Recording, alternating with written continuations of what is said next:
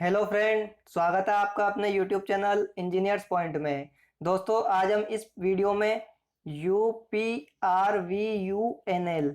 Uttar Pradesh Rajya Vidyut Utpadan Nigam limited UPRVUNL junior engineer electrical का paper का हम यहाँ पे सॉल्यूशन करने वाले हैं। और ये जो पेपर आपका हुआ था 2014 का, हम ये जो पेपर है इसका हम सॉल्यूशन यहाँ पे हम करने वाले हैं। अगर दोस्तों इस पेपर की मैं बात करता हूँ तो इस पेपर में आपसे टोटल 200 क्वेश्चंस पूछे गए थे। जिस 200 क्वेश्चंस में से आपके 150 क्वेश्चन जो थे वो टेक्निकल पोर्शन से रिलेटेड पूछे गए थे और 50 क्वेश्चन जो थे वो नॉन टेक्निकल पोर्शन से पूछे गए थे। और इन 200 क्वेश्चंस को सोल्व करने के लिए आपको 180 मिनट का यहाँ पे टाइम दिया गया था, यानी कि 3 घंटे का आपके पास यहाँ पे इस पेपर को सोल्यूशन करने का टाइम था। तो यहाँ पे हम इस वीडियो में जो आपके टेक्निकल के क्वेश्चंस पूछे गए थे 150, उन क्वेश्चंस को यहाँ पे हम इस वीडियो में डिस्कस करने वाले हैं। दोस्तों, वीडियो को आगे बढ़ाने से पहले अगर आप चैनल पे पहली बार आए हो तो चैनल को सब्सक्राइब जरूर कर लीजिए, ताकि हम जब भी किसी पेपर का सॉल्यूशन अपलोड करें तो उसका नोटिफिकेशन आपको सबसे पहले मिल सके। तो चलिए दोस्तों, अब हम इस वीडियो को स्टार्ट करते हैं। तो यहाँ पे हमारा इस पेपर में जो टेक्निकल क्वेश्चंस पूछे गए थे उसमें हमारा पहला क्वेश्चन आता है। यहाँ पे पहला क्वेश्चन है, the instantaneous power in AC circuit can be obtain by taking a product of instantaneous values of. तो यहाँ पे आपको किसका फॉर्मूला बताना है? इंस्टेंटेनियस पावर का फॉर्मूला बताना है, यानी कि आपको आरएमएस पावर का फॉर्मूला बताना है। तो यहाँ पे हमारे पास पावर का जो फॉर्मूला होता है वो क्या होता है?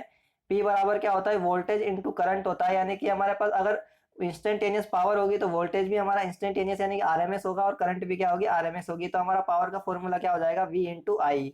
तो यहाँ पे इस क्वेश्चन का हमारा सही आंसर क्या हो जाएगा? ऑप्शन नंबर फर्स्ट हमारा इस क्वेश्चन का सही आंसर होगा।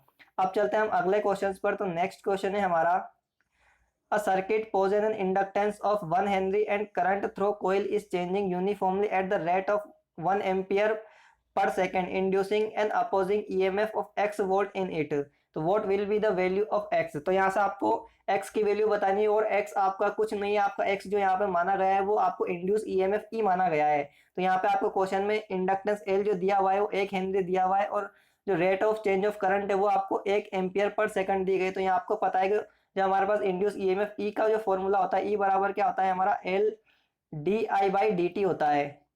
ये हमारे पास फॉर्मूला होता है। तो हमारे पास एल कितना दिया हुआ है क्वेश्चन में? 1 हेनरी दिया हुआ है। और D I by D T rate of change of current, ये हमको क्वेश्चन में 1 एम्पियर पर सेकंड दिया हुआ, तो ये हमारा 1 दिया हुआ है।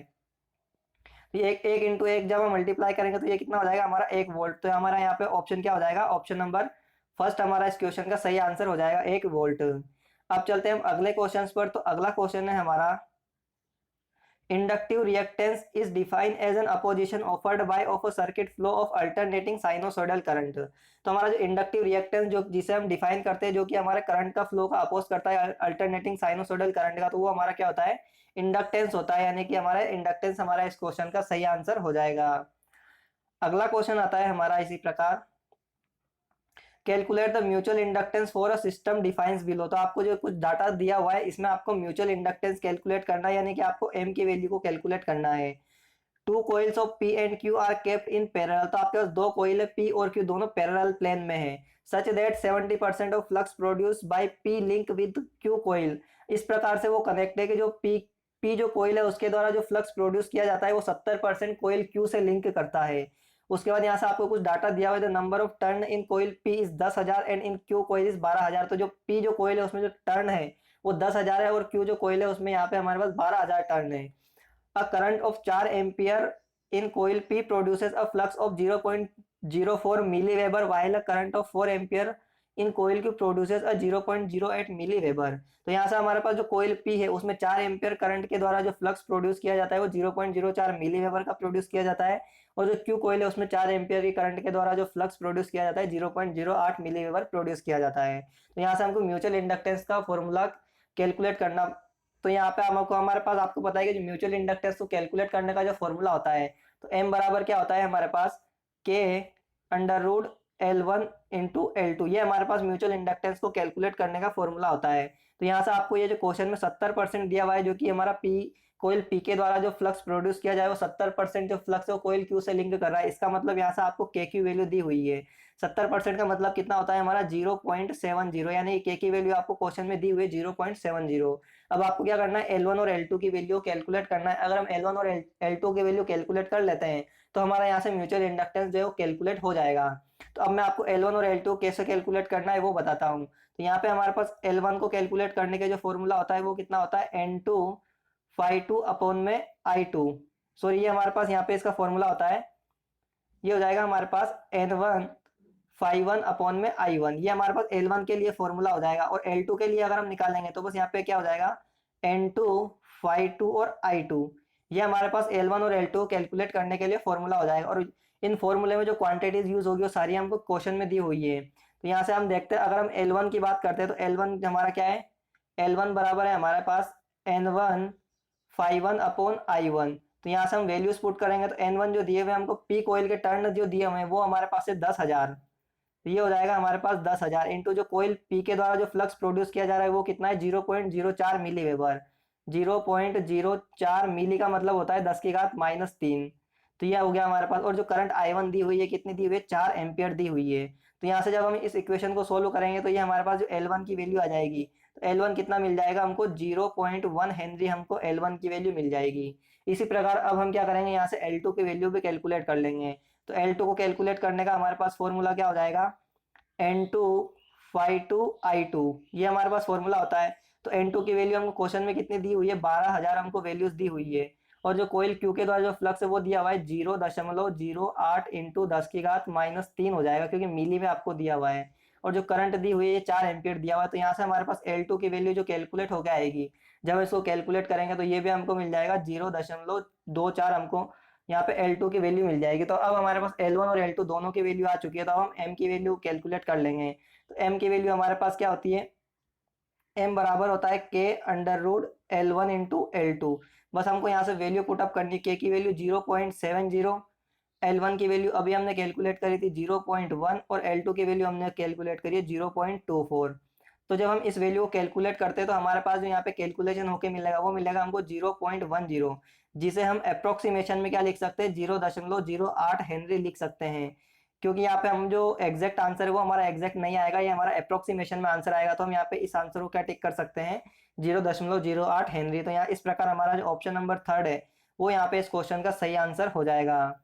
अब चलते हैं नेक्स्ट क्वेश्चन पर। तो अगला क्वेश्चन आता है हमारे पास, write the equation of a current of the following system. आपको जो यहाँ पे करंट की इक्वेशन लिखनी है। जो हमारे पास स्टैंडर्ड करंट की इक्वेशन होती है ये क्या होती है, I बराबर IM sine omega T plus theta. ये हमारे पास करंट की इक्वेशन होती है। तो हमको यहाँ से क्या करना है, IM को कैलकुलेट करना है, ओमेगा कैलकुलेट करना है और थीटा कैलकुलेट करना है। अब इन सबको कैलकुलेट करने के लिए हमको क्वेश्चन में कुछ डाटा दिया हुआ है, इन सबका यूज करना है। तो आगे अब हम क्वेश्चन पढ़ते हैं। तो अब 50 hertz sinusoidal current has peak factor of 1.25 and form factor आपको एक दिया हुआ है, it's average value 15 ampere and also the instantaneous value of current 10 ampere. आपको इंस्टेंटेनियस वैल्यू दी हुई करंट की 10 एम्पियर एट t बराबर 0 सेकंड पे। तो यहाँ से अब हम कैसे कैलकुलेट करेंगे, तो यहाँ पे आपको पता है कि हमारे पास जो RMS फॉर्म फैक्टर होता है, जो फॉर्म फैक्टर का फॉर्मूला होता है, ये क्या होता है हमारे पास, फॉर्म फैक्टर होता है हमारे पास RMS वैल्यू अपॉन में एवरेज वैल्यू। ये हमारे पास फॉर्म फैक्टर का फॉर्मूला होता है। तो यहाँ से अगर हम RMS वैल्यू कैलकुलेट करेंगे तो RMS वैल्यू क्या हो जाएगी हमारी, form factor into average value.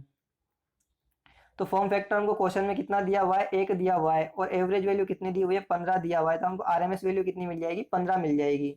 तो अब हमारे पास RMS वैल्यू कितनी आ गई, 15 आ गई। तो अब हमको पता है कि हमारे पास पीक फैक्टर का जो वैल्यू फॉर्मूला होता है, पीक फैक्टर क्या होता है हमारे पास, पीक फैक्टर का जो फॉर्मूला होता है ये क्या होता है, पीक वैल्यू यानी कि मैक्सिमम वैल्यू अपॉन में क्या होता है हमारे पास RMS वैल्यू होता है। तो हमको यहाँ से क्या करना है, पीक वैल्यू ही कैलकुलेट करनी है। तो हमारे पास पीक वैल्यू क्या आ जाएगी, पीक वैल्यू ये हो जाएगी हमारे पास form factor into RMS value.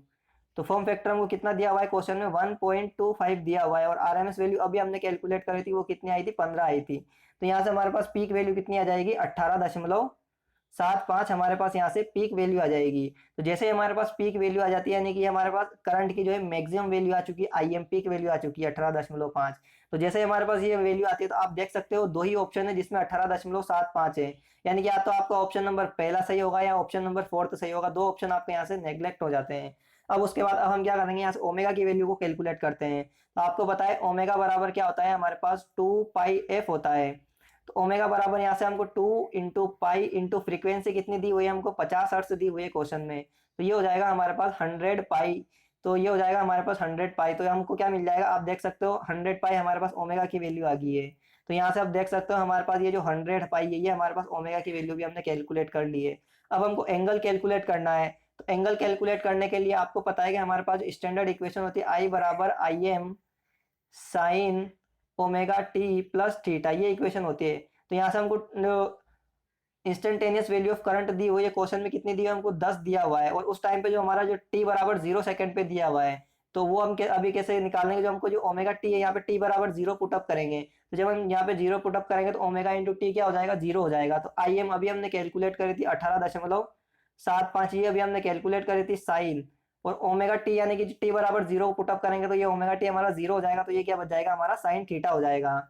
तो यहाँ से हमको sine theta is equal to क्या मिल जाएगा, साइन थीटा बराबर क्या मिल जाएगा, 10 अपॉन में 18.75, ये हमको साइन थीटा मिल जाएगा।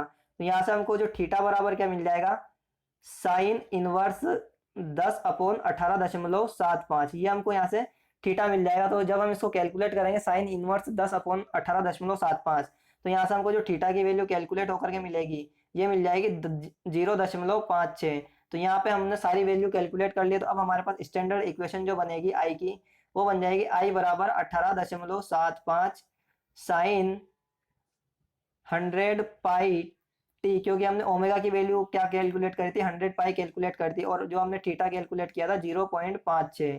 तो ये हमारे पास स्टैंडर्ड इक्वेशन इस प्रकार बनती है। तो इस प्रकार आपको सारी वैल्यूज कैलकुलेट करना है। तो यहाँ पे हमारा जो ऑप्शन नंबर 4 है, ये हमारा इस क्वेश्चन का सही आंसर हो जाएगा। अगले क्वेश्चन पर चलता है। तो नेक्स्ट क्वेश्चन है हमारा, विच of the following expression despite the coefficient of self inductance.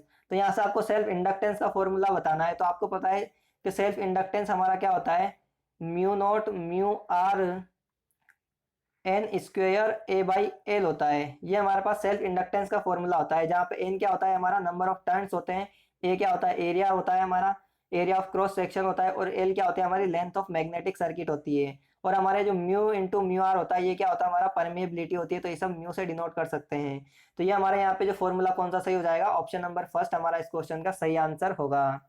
अब चलते हैं हम नेक्स्ट क्वेश्चन पर। तो अगला क्वेश्चन आता है हमारे पास, calculate the reluctance of a magnetic coil which is wounded uniformly on an iron core provided that the relative permeability of the iron is 1400। जो आपको म्यू आर जो दिया हुआ है, ये कितना दिया हुआ है, 1400 दिया हुआ है।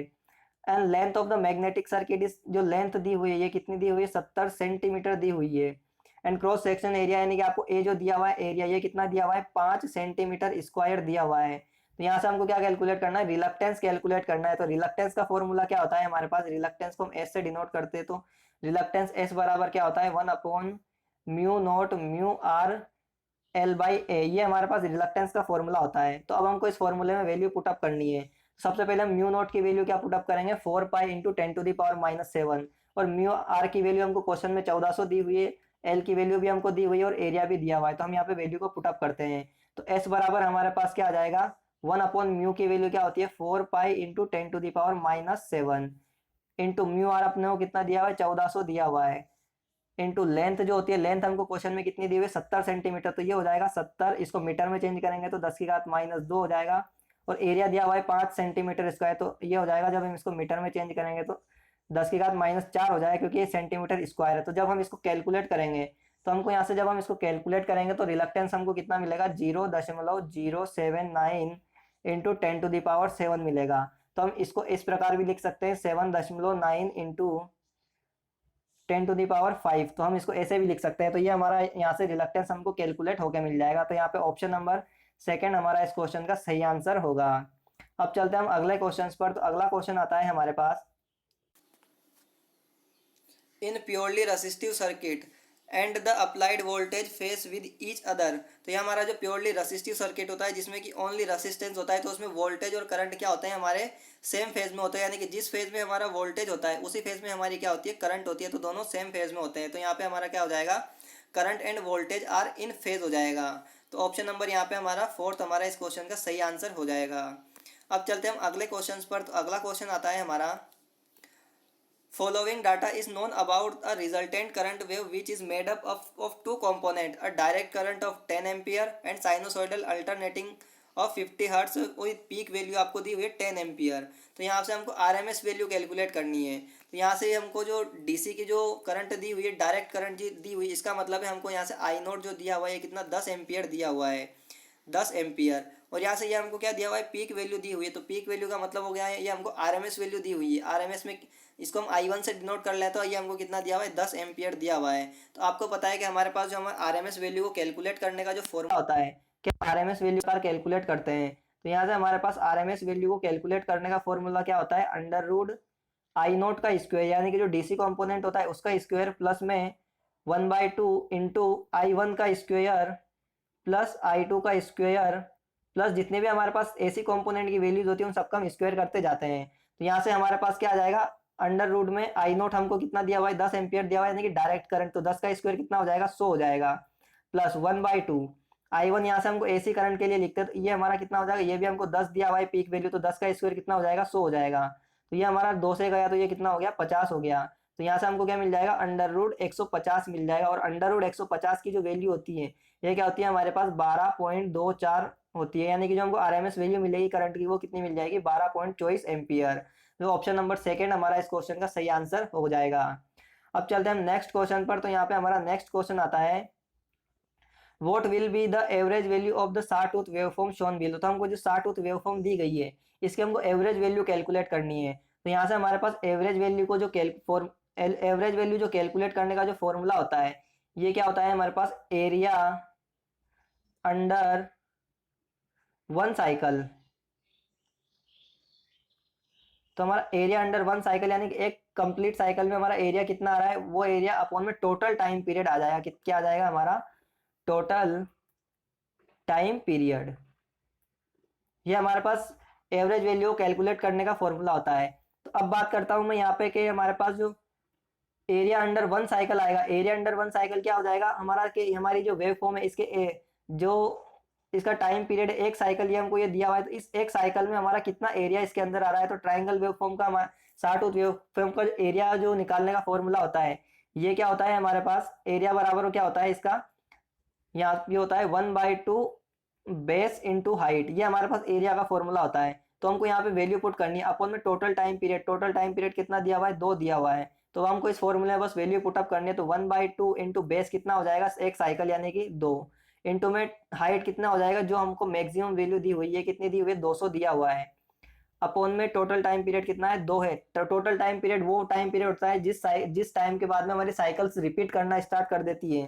तो जहां तक हमारी एक कंप्लीट साइकिल होती है वहीं तक हम टोटल टाइम पीरियड लेते हैं, जिसके बाद रिपीट करना स्टार्ट हो जाती है साइकिल उसके बाद का टाइम हम कंसिडर नहीं करते हैं। तो ये हमारा 2 से ये 2 गया तो ये कितना हो जाएगा हमारा, 200/2, यानी कि ये कितना आ जाएगा हमारे पास कट के 100 आ जाएगा। तो हमारा इसका जो एवरेज वैल्यू आएगी वो कितना आ जाएगी, 100 वोल्ट आ जाएगी वोल्टेज की। तो यहाँ पे हमारा इस क्वेश्चन का सही ऑप्शन कौन सा हो जाएगा, ऑप्शन नंबर सेकंड हमारा इस क्वेश्चन का सही आंसर हो जाएगा।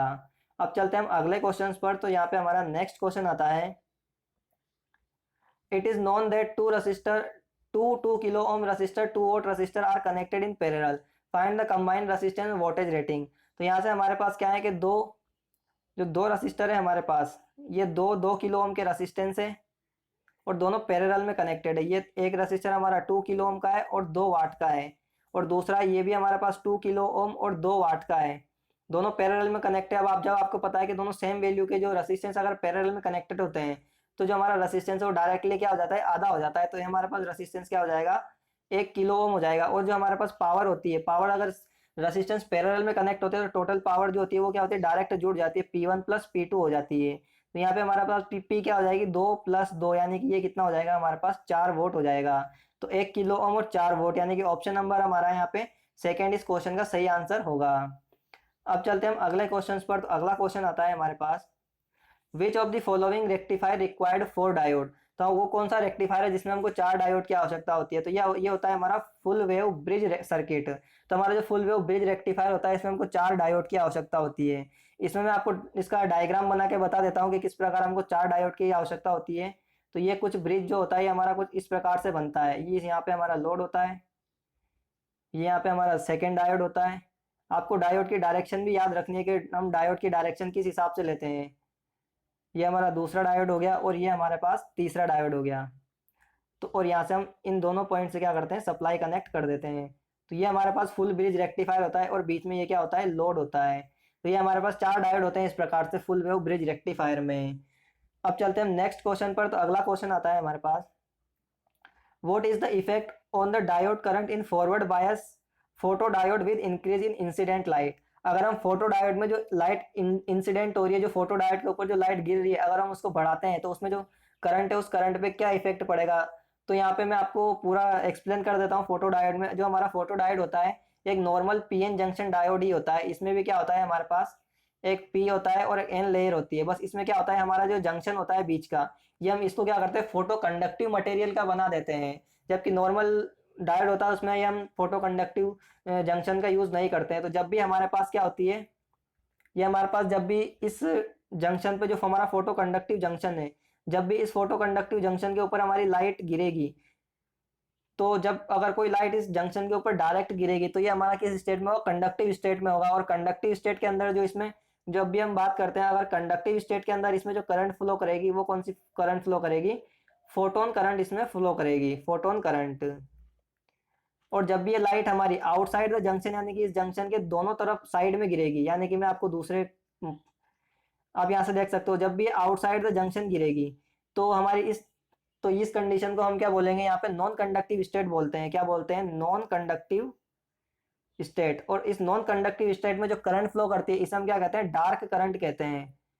क्या कहते हैं, डार्क करंट हम इसको कहते हैं। तो हमारी जो टोटल करंट जो फ्लो करती है, टोटल करंट, तो वो क्या करती है, हमारी फोटोन करंट प्लस क्या होती है, डार्क करंट, दोनों का सम होती है। तो हमारी जो डार्क करंट होती है बहुत नेग्लेजिबल होती है, तो इसको हम क्या कर देते हैं, जीरो कर देते। तो जितनी भी करंट फ्लो करती है 98% या 99% ये हमारी फोटोन के कारण ही करंट फ्लो करती है। तो जैसे ये जितनी भी लाइट हमारी जो जितनी भी इस पे गिरेगी डायोड के ऊपर, अगर वो बढ़ेगी तो हमारी जो करंट है वो भी क्या हो जाएगी, टोटल करंट इंक्रीज हो जाएगी। तो ये तो हमारा इस क्वेश्चन का आंसर हो गया। लेकिन अब मैं आपको इस क्वेश्चन से रिलेटेड और भी कुछ चीजें बता देता हूँ इस फोटो डायोड से रिलेटेड। तो यहाँ पे सबसे पहले फोटो डायोड का अगर मैं बात करता हूँ सिंबल की, तो फोटो डायोड का सिंबल कुछ इस प्रकार से होता है। ये आपका क्या होता है, अगर इस पे लाइट गिरती है यानी कि ये हमारा इसका फोटो डायोड का सिंबल हो गया। और जो हमारा फोटो डायोड होता है ये रिवर्स बायस में वर्क करता है। उसके अलावा इस ये जो इफेक्ट होता है ये किसके इफेक्ट पे काम करता है, तो ये हमारा फोटो कंडक्टिव इफेक्ट। तो ये हमारा फोटो कंडक्टिव इफेक्ट के प्रिंसिपल पे वर्क करता है। तो ये सारी चीजें आपको फोटो डायोड से रिलेटेड याद रखनी है। अब चलते हैं हम अगले क्वेश्चन पर। तो नेक्स्ट क्वेश्चन है हमारे पास, consider the following image and find the current through the 4 ohm resistor. यहाँ से हमको ये 4 ओम का रसिस्टर है, इसमें हमको यहाँ पे करंट कैलकुलेट करनी है। तो इसमें करंट कैलकुलेट करने के लिए क्या करेंगे हम, सबसे पहले यहाँ पे हमारे पास ये V2 वोल्टेज है, इसको हम क्या लिख सकते हैं, अगर V1 वोल्टेज हमारे पास इधर से आ रहा है तो V1 और ये माइनस की पोलरिटी है, तो अगर V1 माइनस का क्या लिख सकते हैं, V2 को V1 माइनस का 6 लिख सकते हैं। ये हमारे पास V2 वोल्टेज हो गया। अब क्या करना है हमको, इन दोनों नोड पे क्या करना है, अब हम यहाँ पे KCL लगाएंगे। और हमको अगर इस 2 ओम में करंट नहीं दी हुई तो हम क्या करेंगे, यहाँ पे इस 2 ओम में करंट क्या मान लेंगे, I2 करंट मान लेंगे। और यहाँ से हम क्या करंट मान लेंगे, I3 करंट हमने यहाँ से मान ली। यहाँ से हम क्या मान लेंगे, ये हमारे पास करंट होगी। और यहाँ पे हम क्या मान लेंगे, इसमें I4 करंट मान लेंगे। तो यहाँ पे हम इस पे अब क्या करेंगे, KVL लगाएंगे, सॉरी KCL लगाएंगे, यानी कि नोड पे आने वाली करंट बराबर नोड पर जाने वाली करंट, हम यहाँ पे KCL लगाएंगे। तो यहाँ पे आप देख सकते हो नोड पे कौन कौन सी करंट आ रही है। एक तो 5 एम्पियर जो करंट है ये वाली, ये हमारी नोड पे आ रही है। प्लस यहाँ पे हमारी ये 2 एम्पियर है, ये भी नोड पे आने वाली करंट है, बराबर नोड से जाने वाली करंट। नोड से जाने वाली करंट कौन कौन सी है हमारे पास, एक तो 2 एम्पियर है और एक 4 एम्पियर है। तो यहाँ पे क्या हो जाएगा हमारा I2 प्लस I4, ये हमारे पास यहाँ पे KCL की इक्वेशन बन गई। अब हम आपको यहाँ पे I2 बराबर क्या रखेंगे, V1 अपॉन में 2 रखेंगे, क्योंकि I बराबर क्या होता है V बटा R। और हमारे पास I4 क्या रखेंगे, I4 रखेंगे V1 माइनस का 6 अपॉन में 4 रखेंगे। तो इस प्रकार हम क्या करेंगे, इस इक्वेशन को यहाँ पे सोल्व करेंगे। तो ये तो हमारा क्या हो जाएगा, 5 और 2 7 हो जाएगा। तो ये तो हो जाएगा हमारा 7 बराबर। अब हम यहाँ से I2 की वैल्यू क्या हो जाएगी हमारे पास, V1 अपॉन 2 प्लस I4 की वैल्यू क्या हो जाएगी, V1 जो मैंने अभी आपको V2 बराबर क्या लिखाया था, V1 माइनस का 6। तो हम क्या लिखेंगे, V1 माइनस का 6 अपॉन में 4। तो जब हम इसको एलसीएम लेंगे तो एलसीएम कितना आ जाएगा हमारे पास, 4 आ जाएगा। और ये हमारे पास इक्वल में 7 था, तो ये कितना हो जाएगा हमारे पास, 2V1 प्लस V1 माइनस का 6। और जब हमारा ये इधर जाएगा तो ये हो जाएगा 28 इज इक्वल टू 2V1 और V1 कितना हो जाएगा, 3V1 हो जाएगा और माइनस का 6। तो यहाँ से हमारे पास ये 3V1 जो ये होगा ये कितना आ जाएगा हमारे पास, ये आ जाएगा 34। 34 आ जाएगा। तो V1 बराबर कितना हो जाएगा हमारे पास 34/3 हो जाएगा। तो V1 की वैल्यू जो हमको मिलेगी यहाँ से, V1 जो मिलेगा ये क्या मिल जाएगा हमको 11.33 हमको यहाँ से कैलकुलेट होके मिल जाएगा। तो अब हम क्या करेंगे, ये जो इक्वेशन है हमारे पास, ये जो इक्वेशन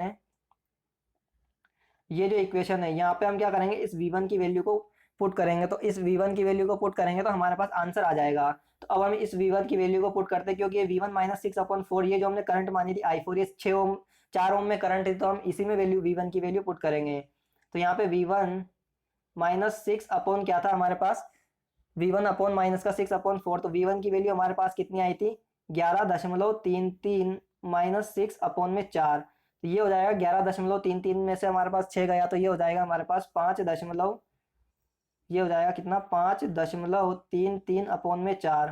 तो जब हम इसको सोल्व करेंगे तो ये कितना आ जाएगा 1.33 एम्पियर। तो ये जो 4 ओम में जो करंट आएगी हमारे पास 1.33 एम्पियर आ जाएगी। तो ऑप्शन नंबर हम देख सकते हैं, ऑप्शन नंबर हमारा यहाँ पे पहला इस क्वेश्चन का सही आंसर होगा।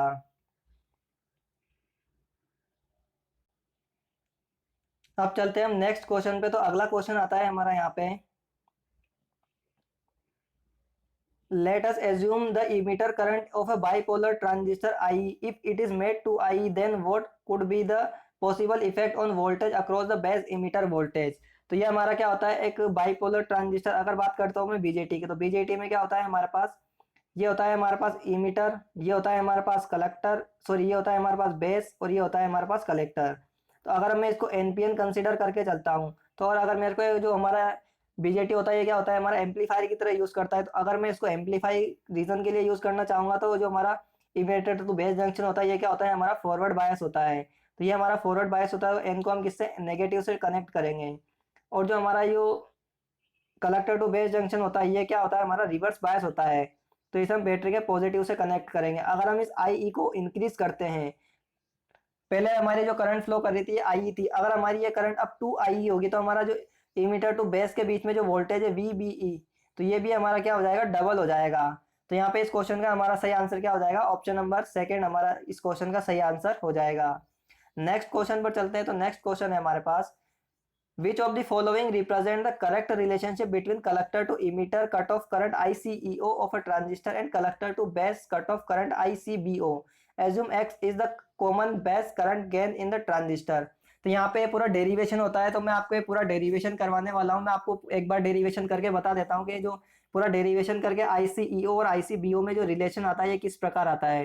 तो मैं यहाँ पे आपको 1 बाय 1 स्टेप बाय स्टेप करके पूरा डेरिवेशन करवाने वाला हूँ। तो जो जो भी मैं स्टेप आपके सामने यहाँ पे लिखने वाला हूँ, आप इस स्टेप्स को अपनी कॉपी में लिखोगे तभी आपको स्टेप समझ में आने वाली है। क्योंकि मेरे पास यहाँ पे स्पेस कम है, तो यहाँ पे मैं बार बार इक्वेशंस को रफ कर दूंगा। तो आपको इन इक्वेशंस को साथ में मेरे साथ में रफ कॉपी में लिखते चलिए, तो आपको ये पूरा डेरिवेशन समझ में आ जाएगा। तो सबसे पहले अगर मैं बात करता हूँ कॉमन बेस के लिए, तो कॉमन बेस में हमारे पास जो अल्फा होता है, कॉमन बेस में ये क्या होता है हमारे पास IC अपॉन में IE होता है। तो यहाँ से हमारे पास जो IC जो हो जाएगा ये क्या हो जाएगा अल्फा IE प्लस, यहाँ से हमारे इसके बाद जो लीकेज करंट होती है कॉमन बेस की, इसे हम क्या नाम देते हैं ICBO नाम देते हैं। तो इसे मैं इक्वेशन नंबर 1 कंसिडर कर रहा हूँ। तो ये आपको इक्वेशन नंबर यहाँ पे याद रखनी है। उसके बाद अब मैं बात करता हूँ कॉमन एमीटर के केस में।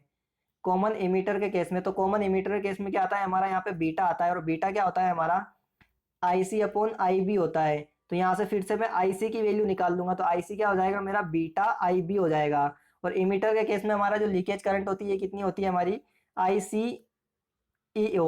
तो ये हमारी क्या हो जाएगी सेकेंड इक्वेशन हो जाएगी।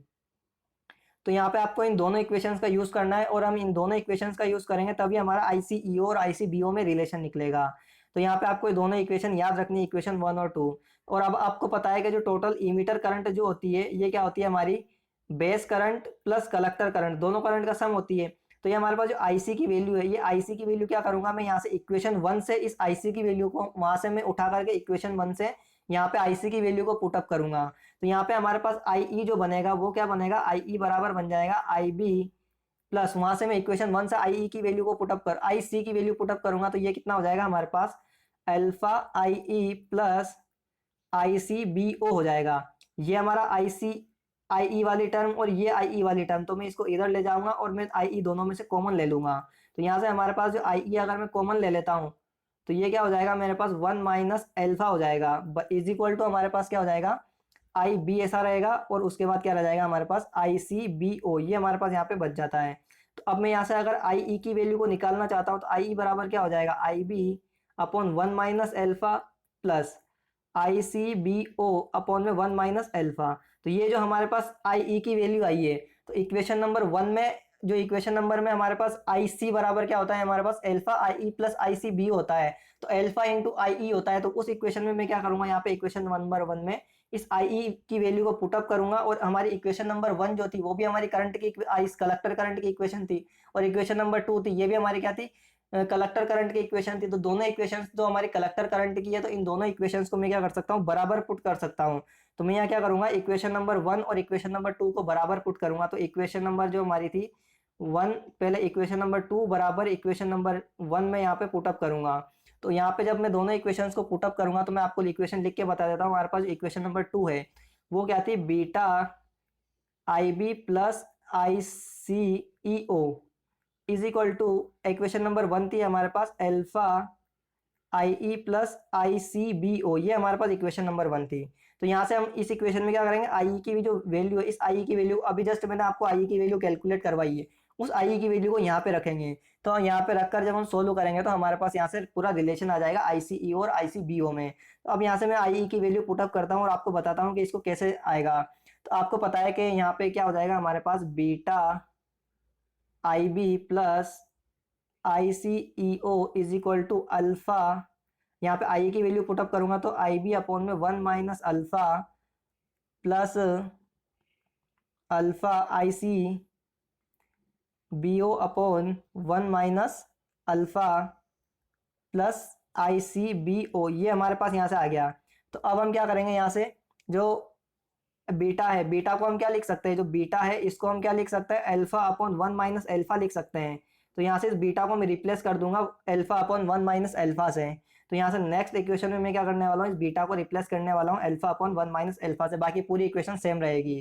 तो यहाँ पे क्या हो जाएगा हमारा, alpha upon one minus alpha into I B plus I C E O is equal to alpha I B upon one minus alpha plus alpha I C B O upon one minus alpha plus I C B O.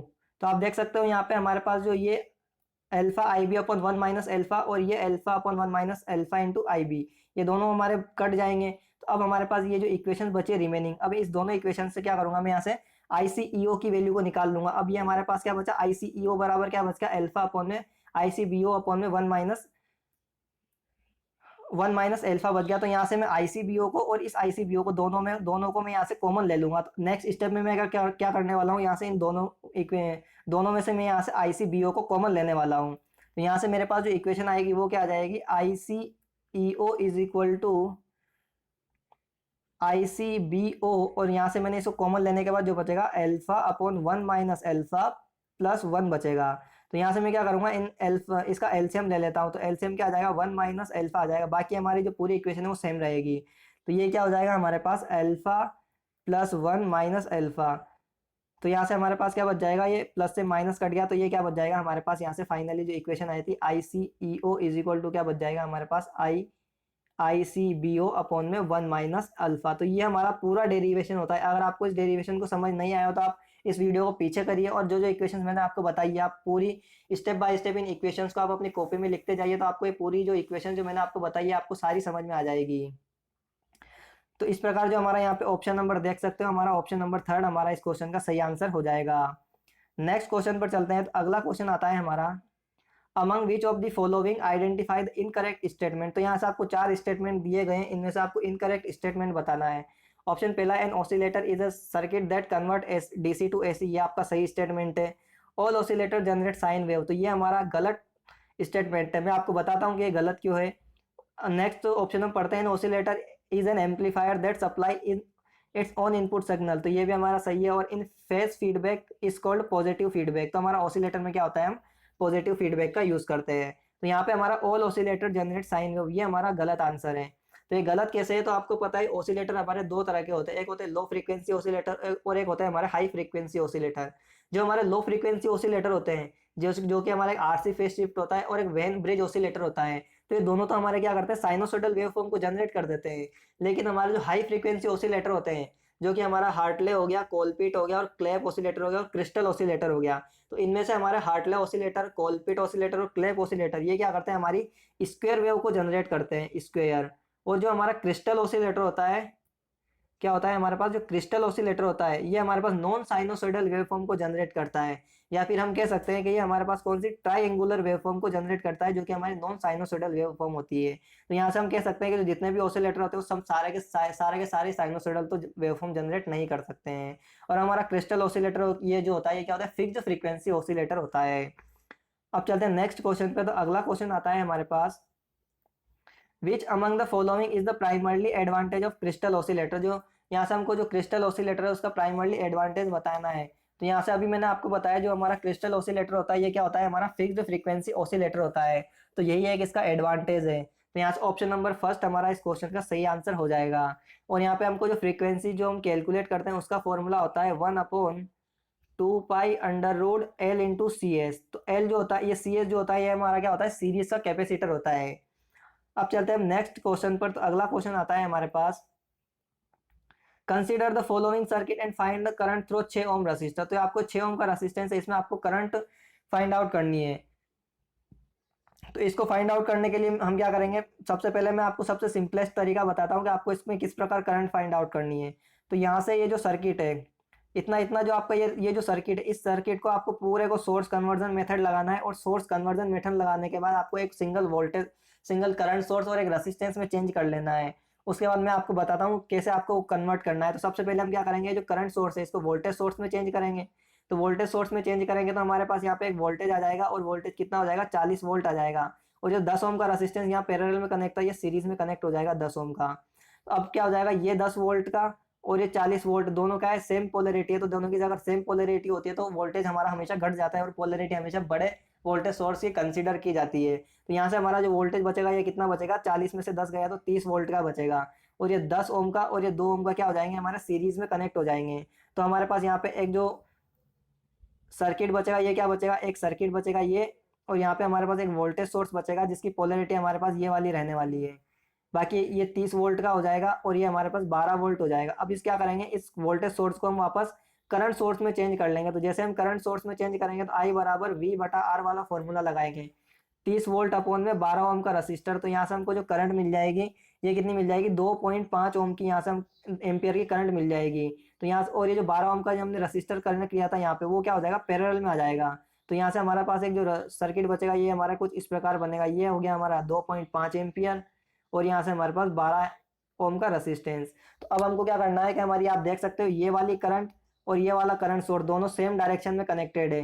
तो ये हमारा क्या हो जाएंगे, दोनों direct जुड़ जाएंगे। तो 3 और 2.5 ये हमारा एक सिंगल करंट सोर्स बन जाएगा। और ये दोनों हमारे जो करंट सोर्स है दोनों रेसिस्टेंस है पैरेलल में कनेक्टेड, तो दोनों का हम पैरेलल निकाल लेंगे। तो इन दोनों का पैरेलल जब सोल्व करेंगे तो कितना आ जाएगा, 12 इंटू 5 अपॉन में 12 प्लस 5 कितना हो जाएगा, हमारे पास 17 हो जाएगा। तो ये कितना हो जाएगा, 60/17। तो ये हमारे पास इक्विवेलेंट रेसिस्टेंस कितना आ जाएगा, 3.52। ये हमारे पास यहाँ से इक्विवेलेंट रेसिस्टेंस आ जाएगा। अब जो हमारे पास एक सिंगल जो हमारे पास सर्किट बचता है वो क्या बचता है, मैं आपको यहाँ पे बना के बता देता हूँ कि हमारे पास सर्किट ये बचता है। एक हमारे पास यहाँ से 5.5 एम्पियर करंट सोर्स है, उसके साथ में एक पैरेलल में क्या कनेक्टेड है हमारे पास, जो 3.52 जो भी हमने इक्विवेलेंट रेसिस्टेंस कनेक्ट किया था वो, और यहाँ पे एक 6 ओम का रेसिस्टर कनेक्ट है। तो अब हमको 6 ओम में करंट निकालनी है। तो अब हम यहाँ पे करंट डिवीजन रूल लगाएंगे। करंट डिवीजन रूल क्या होता है, हमारी टोटल करंट जो कि हमारी कितनी है, 5.5 इंटू अपोजिट साइड का रेसिस्टेंस जो कि हमारा कितना है, 3.52 अपॉन में सम ऑफ बोथ द रेसिस्टेंस, दोनों रेसिस्टेंस का सम हो जाएगा। तो 6 3 9 यानी कि ये कितना हो जाएगा, 9.52 हो जाएगा। जब हम इसको कैलकुलेट करेंगे तो कैलकुलेट करने पे ये कितना मिलेगा हमको, 2.03 एम्पियर। तो ये हमारे पास इस प्रकार से इसमें करंट आ जाएगी 6 ओम के अक्रॉस में। तो आपको इस प्रकार से इसको कैलकुलेट करना है। तो ऑप्शन नंबर थर्ड हमारा इसका सही आंसर होगा। नेक्स्ट क्वेश्चन पर चलते हैं। तो अगला क्वेश्चन आता है हमारे पास, अगला क्वेश्चन है, consider the following circuit and the determine the equivalent resistance between A and B. तो आपको जो टर्मिनल ए और टर्मिनल बी दिया हुआ है इसके बीच में आपको इक्विवेलेंट रेसिस्टेंस कैलकुलेट करना है। तो इक्विवेलेंट रेसिस्टेंस हम कैसे कैलकुलेट करेंगे, तो सबसे पहले मैं आपको बता देता हूँ कि इस क्वेश्चन में 2 बार स्टार डेल्टा कन्वर्जन का यूज होगा। सबसे पहले आपको क्या करना है, यहाँ से एक स्टार बनाना है और ये स्टार बनेगा, तो यहाँ से आपको इन सबकी वैल्यू कैलकुलेट करनी है। तो एक बार तो आपका ये स्टार डेल्टा कन्वर्जन होगा, तो यहाँ पे जो हमारा स्टार डेल्टा कन्वर्जन होगा, तो हमारी ये जो ब्रांच आएगी, इस ब्रांच का रेसिस्टेंस कितना हो जाएगा हमारे पास, दोनों का, जो कि आपको स्टार डेल्टा कन्वर्जन से फॉर्मूला से वैल्यूज निकालना आती होगी। तो जिस ब्रांच से ये जो हमारी ब्रांच निकल रही है दोनों से, इन दोनों का मल्टीप्लाई हो जाएगा और अपॉन में सारा रेसिस्टेंस हो जाएगा। तो ये कितना हो जाएगा हमारे पास, 20 × 5 कितना हो जाएगा, 100। 100 अपॉन में क्या हो जाएगा हमारे पास, 15, 20 और 20 40। 100 अपॉन में 40 करेंगे तो ये कितना मिल जाएगा हमको, 2.5 मिल जाएगा इस ब्रांच का। इसी प्रकार हम सारी ब्रांचों का आपको कैलकुलेट करना है। तो ये वाली ब्रांच हम 7.5 मिलेगी, और नीचे वाली जो ब्रांच चाहिए हमको 0.75 मिल जाएगी। तो ये नीचे वाली ब्रांच हमारी, जो ये वाली ब्रांच और ये वाला रेसिस्टेंस दोनों सीरीज में कनेक्ट हो गए, तो ये हमको कितना दे देंगे, 2.75 इक्विवेलेंट रेसिस्टेंस दे देंगे। तो अब हमको क्या करना है, एक इक्विवेलेंट सर्किट बना है हमारा, वो इस प्रकार से बना है।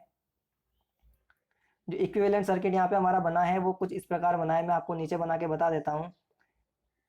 ये हमारा एक 10 ओम का रेसिस्टेंस है, ये 2.5 का, ये हमारा 7.5 का जो आया था, और ये 5 ओम का है, और यहाँ से 2.5 का 25 ओम का जो क्वेश्चन में कनेक्टेड है। और यहाँ से हमने क्या किया था कि हमारे पास जो अभी हमने 2.75 कैलकुलेट किया था वो रेसिस्टेंस, और ये हमारा टर्मिनल बी है, और ये इस और इस टर्मिनल के बीच में हमारे पास दो रेसिस्टेंस कनेक्टेड है। ये हमारा 10 ओम का है, ये 2.5 ओम का है, 2.5 ओम का है, ये हमारे पास 7.5 ओम का है, ये हमारे पास 5 ओम का है, और ये हमारे पास 25 ओम का है, और ये हमारे पास 2.75 ओम का है।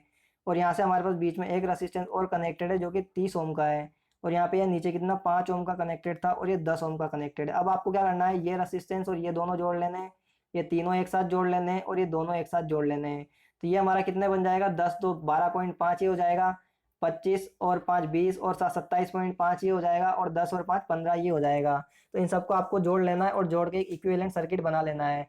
जब हम इक्विवेलेंट सर्किट बनाएंगे दोबारा से, तो ये हमारे पास कुछ इस प्रकार बनेगा। ये हमारे पास 12.5 हो जाएगा, उसके बाद ये हमारे पास 2.75 का था, और यहाँ से हमारे पास एक इक्विवेलेंट सोर्स का ये बन जाएगा, ये 15 हो गया। ये हमारे पास 12.5 हो गया, उसके बाद ये कितना था हमारा 2.75, और इधर हमारा था 37.5 ओम का, और ये नीचे हमारा 30 ओम का रजिस्टर था। ये हो गया हमारा 37.5, और ये हमारा 30 ओम का था। अब हम क्या करेंगे, यहाँ से एक बार और इस वाली ब्रांच में स्टार डेल्टा कन्वर्जन का यूज़ करेंगे।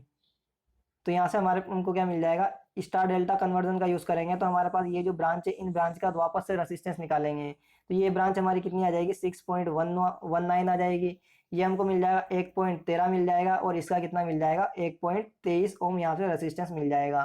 तो जब हम इसको सिंप्लीफाइड सर्किट के रूप में कैलकुलेट करेंगे, तो अब जो हमको सिंप्लीफाइड सर्किट मिलेगा वो किस प्रकार मिलेगा, तो ये हमारा कितना हो जाएगा, 6.19, और ये दोनों हमारे कितने हो जाएंगे, 37.5, और ये हमारे अब सीरीज में आ जाएंगे। ये हमारा सीरीज में आ जाएंगे। उसके बाद ये 30 ओम है, ये हमारा इन दोनों के पैरेलल में 30 ओम, और ये जो हमने कैलकुलेट किया था इधर 1.23, ये हमारा क्या आ जाएगा, ये और ये दोनों सीरीज में हो जाएंगे, ये दोनों सीरीज में हो जाएंगे, और ये दोनों सीरीज में हो जाएंगे, और ये दोनों के सीरीज में हो जाएगा, और ये चारों क्या दोनों क्या हो जाएंगे, पैरेलल में हो जाएंगे। तो मैं आपके सामने एक सिंप्लीफाइड सर्किट बना देता हूँ कि ये हमारा जो था 6.9 का ये हो जाएगा, 1.3 का ये हो जाएगा, और 37.5 का ये हो जाएगा। और हमारे पास दो रेसिस्टेंस जो थे वो ये कुछ इस प्रकार थे। ये हमारा टर्मिनल बी था, ये टर्मिनल ए था। तो ये हमारे पास 6.19 हो जाएगा, ये हमारे पास 1.13 हो जाएगा, और ये हो जाएगा 37.5, और ये हमारे पास 1.23 हो जाएगा, और ये 30 हो जाएगा। तो ये दोनों जुड़ जाएंगे हमारे पास, और ये दोनों जुड़ जाएंगे। तो 37 और एक आठ कितना हो जाएगा, 38.63, और ये हो जाएगा 31.23, और ये हो जाएगा हमारे पास ये। तो इन दोनों का हम क्या करेंगे, पैरेलल सोल्व कर लेंगे। तो ये हमारे पास क्या बन जाएगा, ये दोनों ये बन जाएगा हमारे पास सिंप्लीफाइड नेटवर्क। तो ये कितना हो जाएगा हमारे पास, 38.63, और ये हो जाएगा 31.23, और ये हमारे पास 6.19 हो जाएगा। तो यहाँ से हमारे पास जब 6.19 प्लस हो जाएगा, जब हम इन दोनों का पैरेलल सोल्व करेंगे, तो पैरेलल सोल्व करने पे हमको कितना मिल जाएगा, 17.26 मिल जाएगा। तो ये सीरीज में हो जाएंगे, तो ये 17.26 अगर हम इसमें जोड़ देंगे, तो ये हमको मिल जाएगा 23.52 ओम। तो आपको इस क्वेश्चन में 2 बार स्टार डेल्टा कन्वर्जन करना है। तो इस प्रकार हमारा ऑप्शन नंबर जो है थर्ड इस क्वेश्चन का सही आंसर होगा।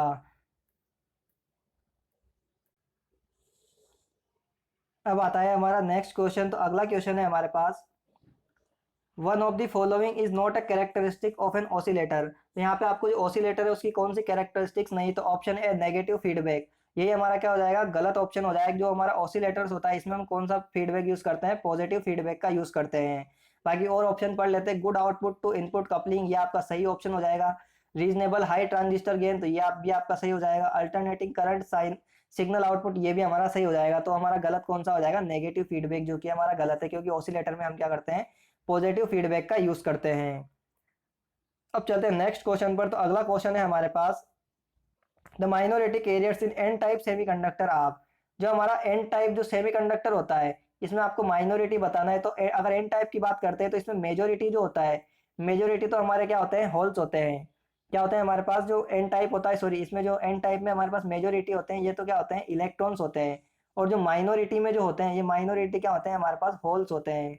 तो हमारा इस क्वेश्चन का सही आंसर क्या हो जाएगा? होल्स हमारे क्या होते हैं? माइनॉरिटी चार्ज कैरियर्स होते हैं एन टाइप में। अगर हम पी टाइप की बात करते हैं, तो पी टाइप में क्या हो जाएगा? हमारे जो मेजोरिटी चार्ज कैरियर्स होते हैं, तो मेजोरिटी चार्ज कैरियर्स क्या हो जाएंगे? हमारे होल्स हो जाएंगे। और अगर माइनॉरिटी की बात करते हैं, तो यहाँ पे माइनॉरिटी क्या हो जाएंगे? हमारे पास इलेक्ट्रॉन्स हो जाएंगे। तो यहाँ से तो हमारा इस क्वेश्चन का सही आंसर क्या हो जाएगा? एन टाइप के लिए माइनॉरिटी होल्स हो जाएंगे। अगले क्वेश्चन पर चलते हैं। तो नेक्स्ट क्वेश्चन है हमारे पास, a diode can be used as a frequency multiplier because of, तो जो डायोड होता है ये हमारा फ्रीक्वेंसी मल्टीप्लायर की तरह कैसे क्यों यूज है? क्योंकि ये हमारा क्या होता है? नॉन लीनियरिटी इसकी होती है, कैरेक्टरिस्टिक्स होती है, इसी कारण से ये क्या होता है? हमारा फ्रीक्वेंसी मल्टीप्लायर की तरह यूज करते हैं। अगर मैं बात करता हूँ डायोड की कैरेक्टरिस्टिक्स की, तो डायोड की कैरेक्टरिस्टिक कुछ इस प्रकार होती है।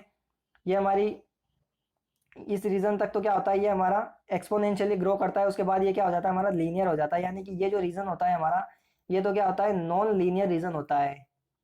और ये जो रीजन होता है, ये क्या होता है? हमारा लीनियर रीजन होता है। तो हमारा जो लीनियर रीजन होता है, इसका तो हम यूज कहाँ करते हैं? इसका यूज तो हम एम्पलीफिकेशन के लिए कर लेते हैं। और ये जो नॉन लीनियर रीजन होता है, इसका यूज हम कहाँ करते हैं? कम्युनिकेशन सर्किट में करते हैं। कम्युनिकेशन में हम इसका यूज करते हैं।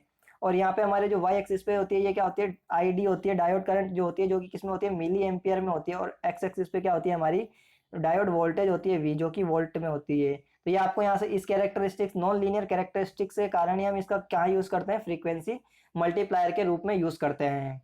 अब चलेंगे नेक्स्ट क्वेश्चन पर। तो अगला क्वेश्चन है हमारे पास, a precious current shunt is meaning 20 millivolt across it and also indicate a current of 30 ampere. What is the actual resistance of the shunt? तो यहाँ से R बराबर हमको क्या होता है? V बटा I होता है। तो वोल्टेज कितना दिया हुआ है? 200 दिया हुआ है। और 200 इंटू मिली का मतलब क्या होता है? 10 की घात -3 होता है।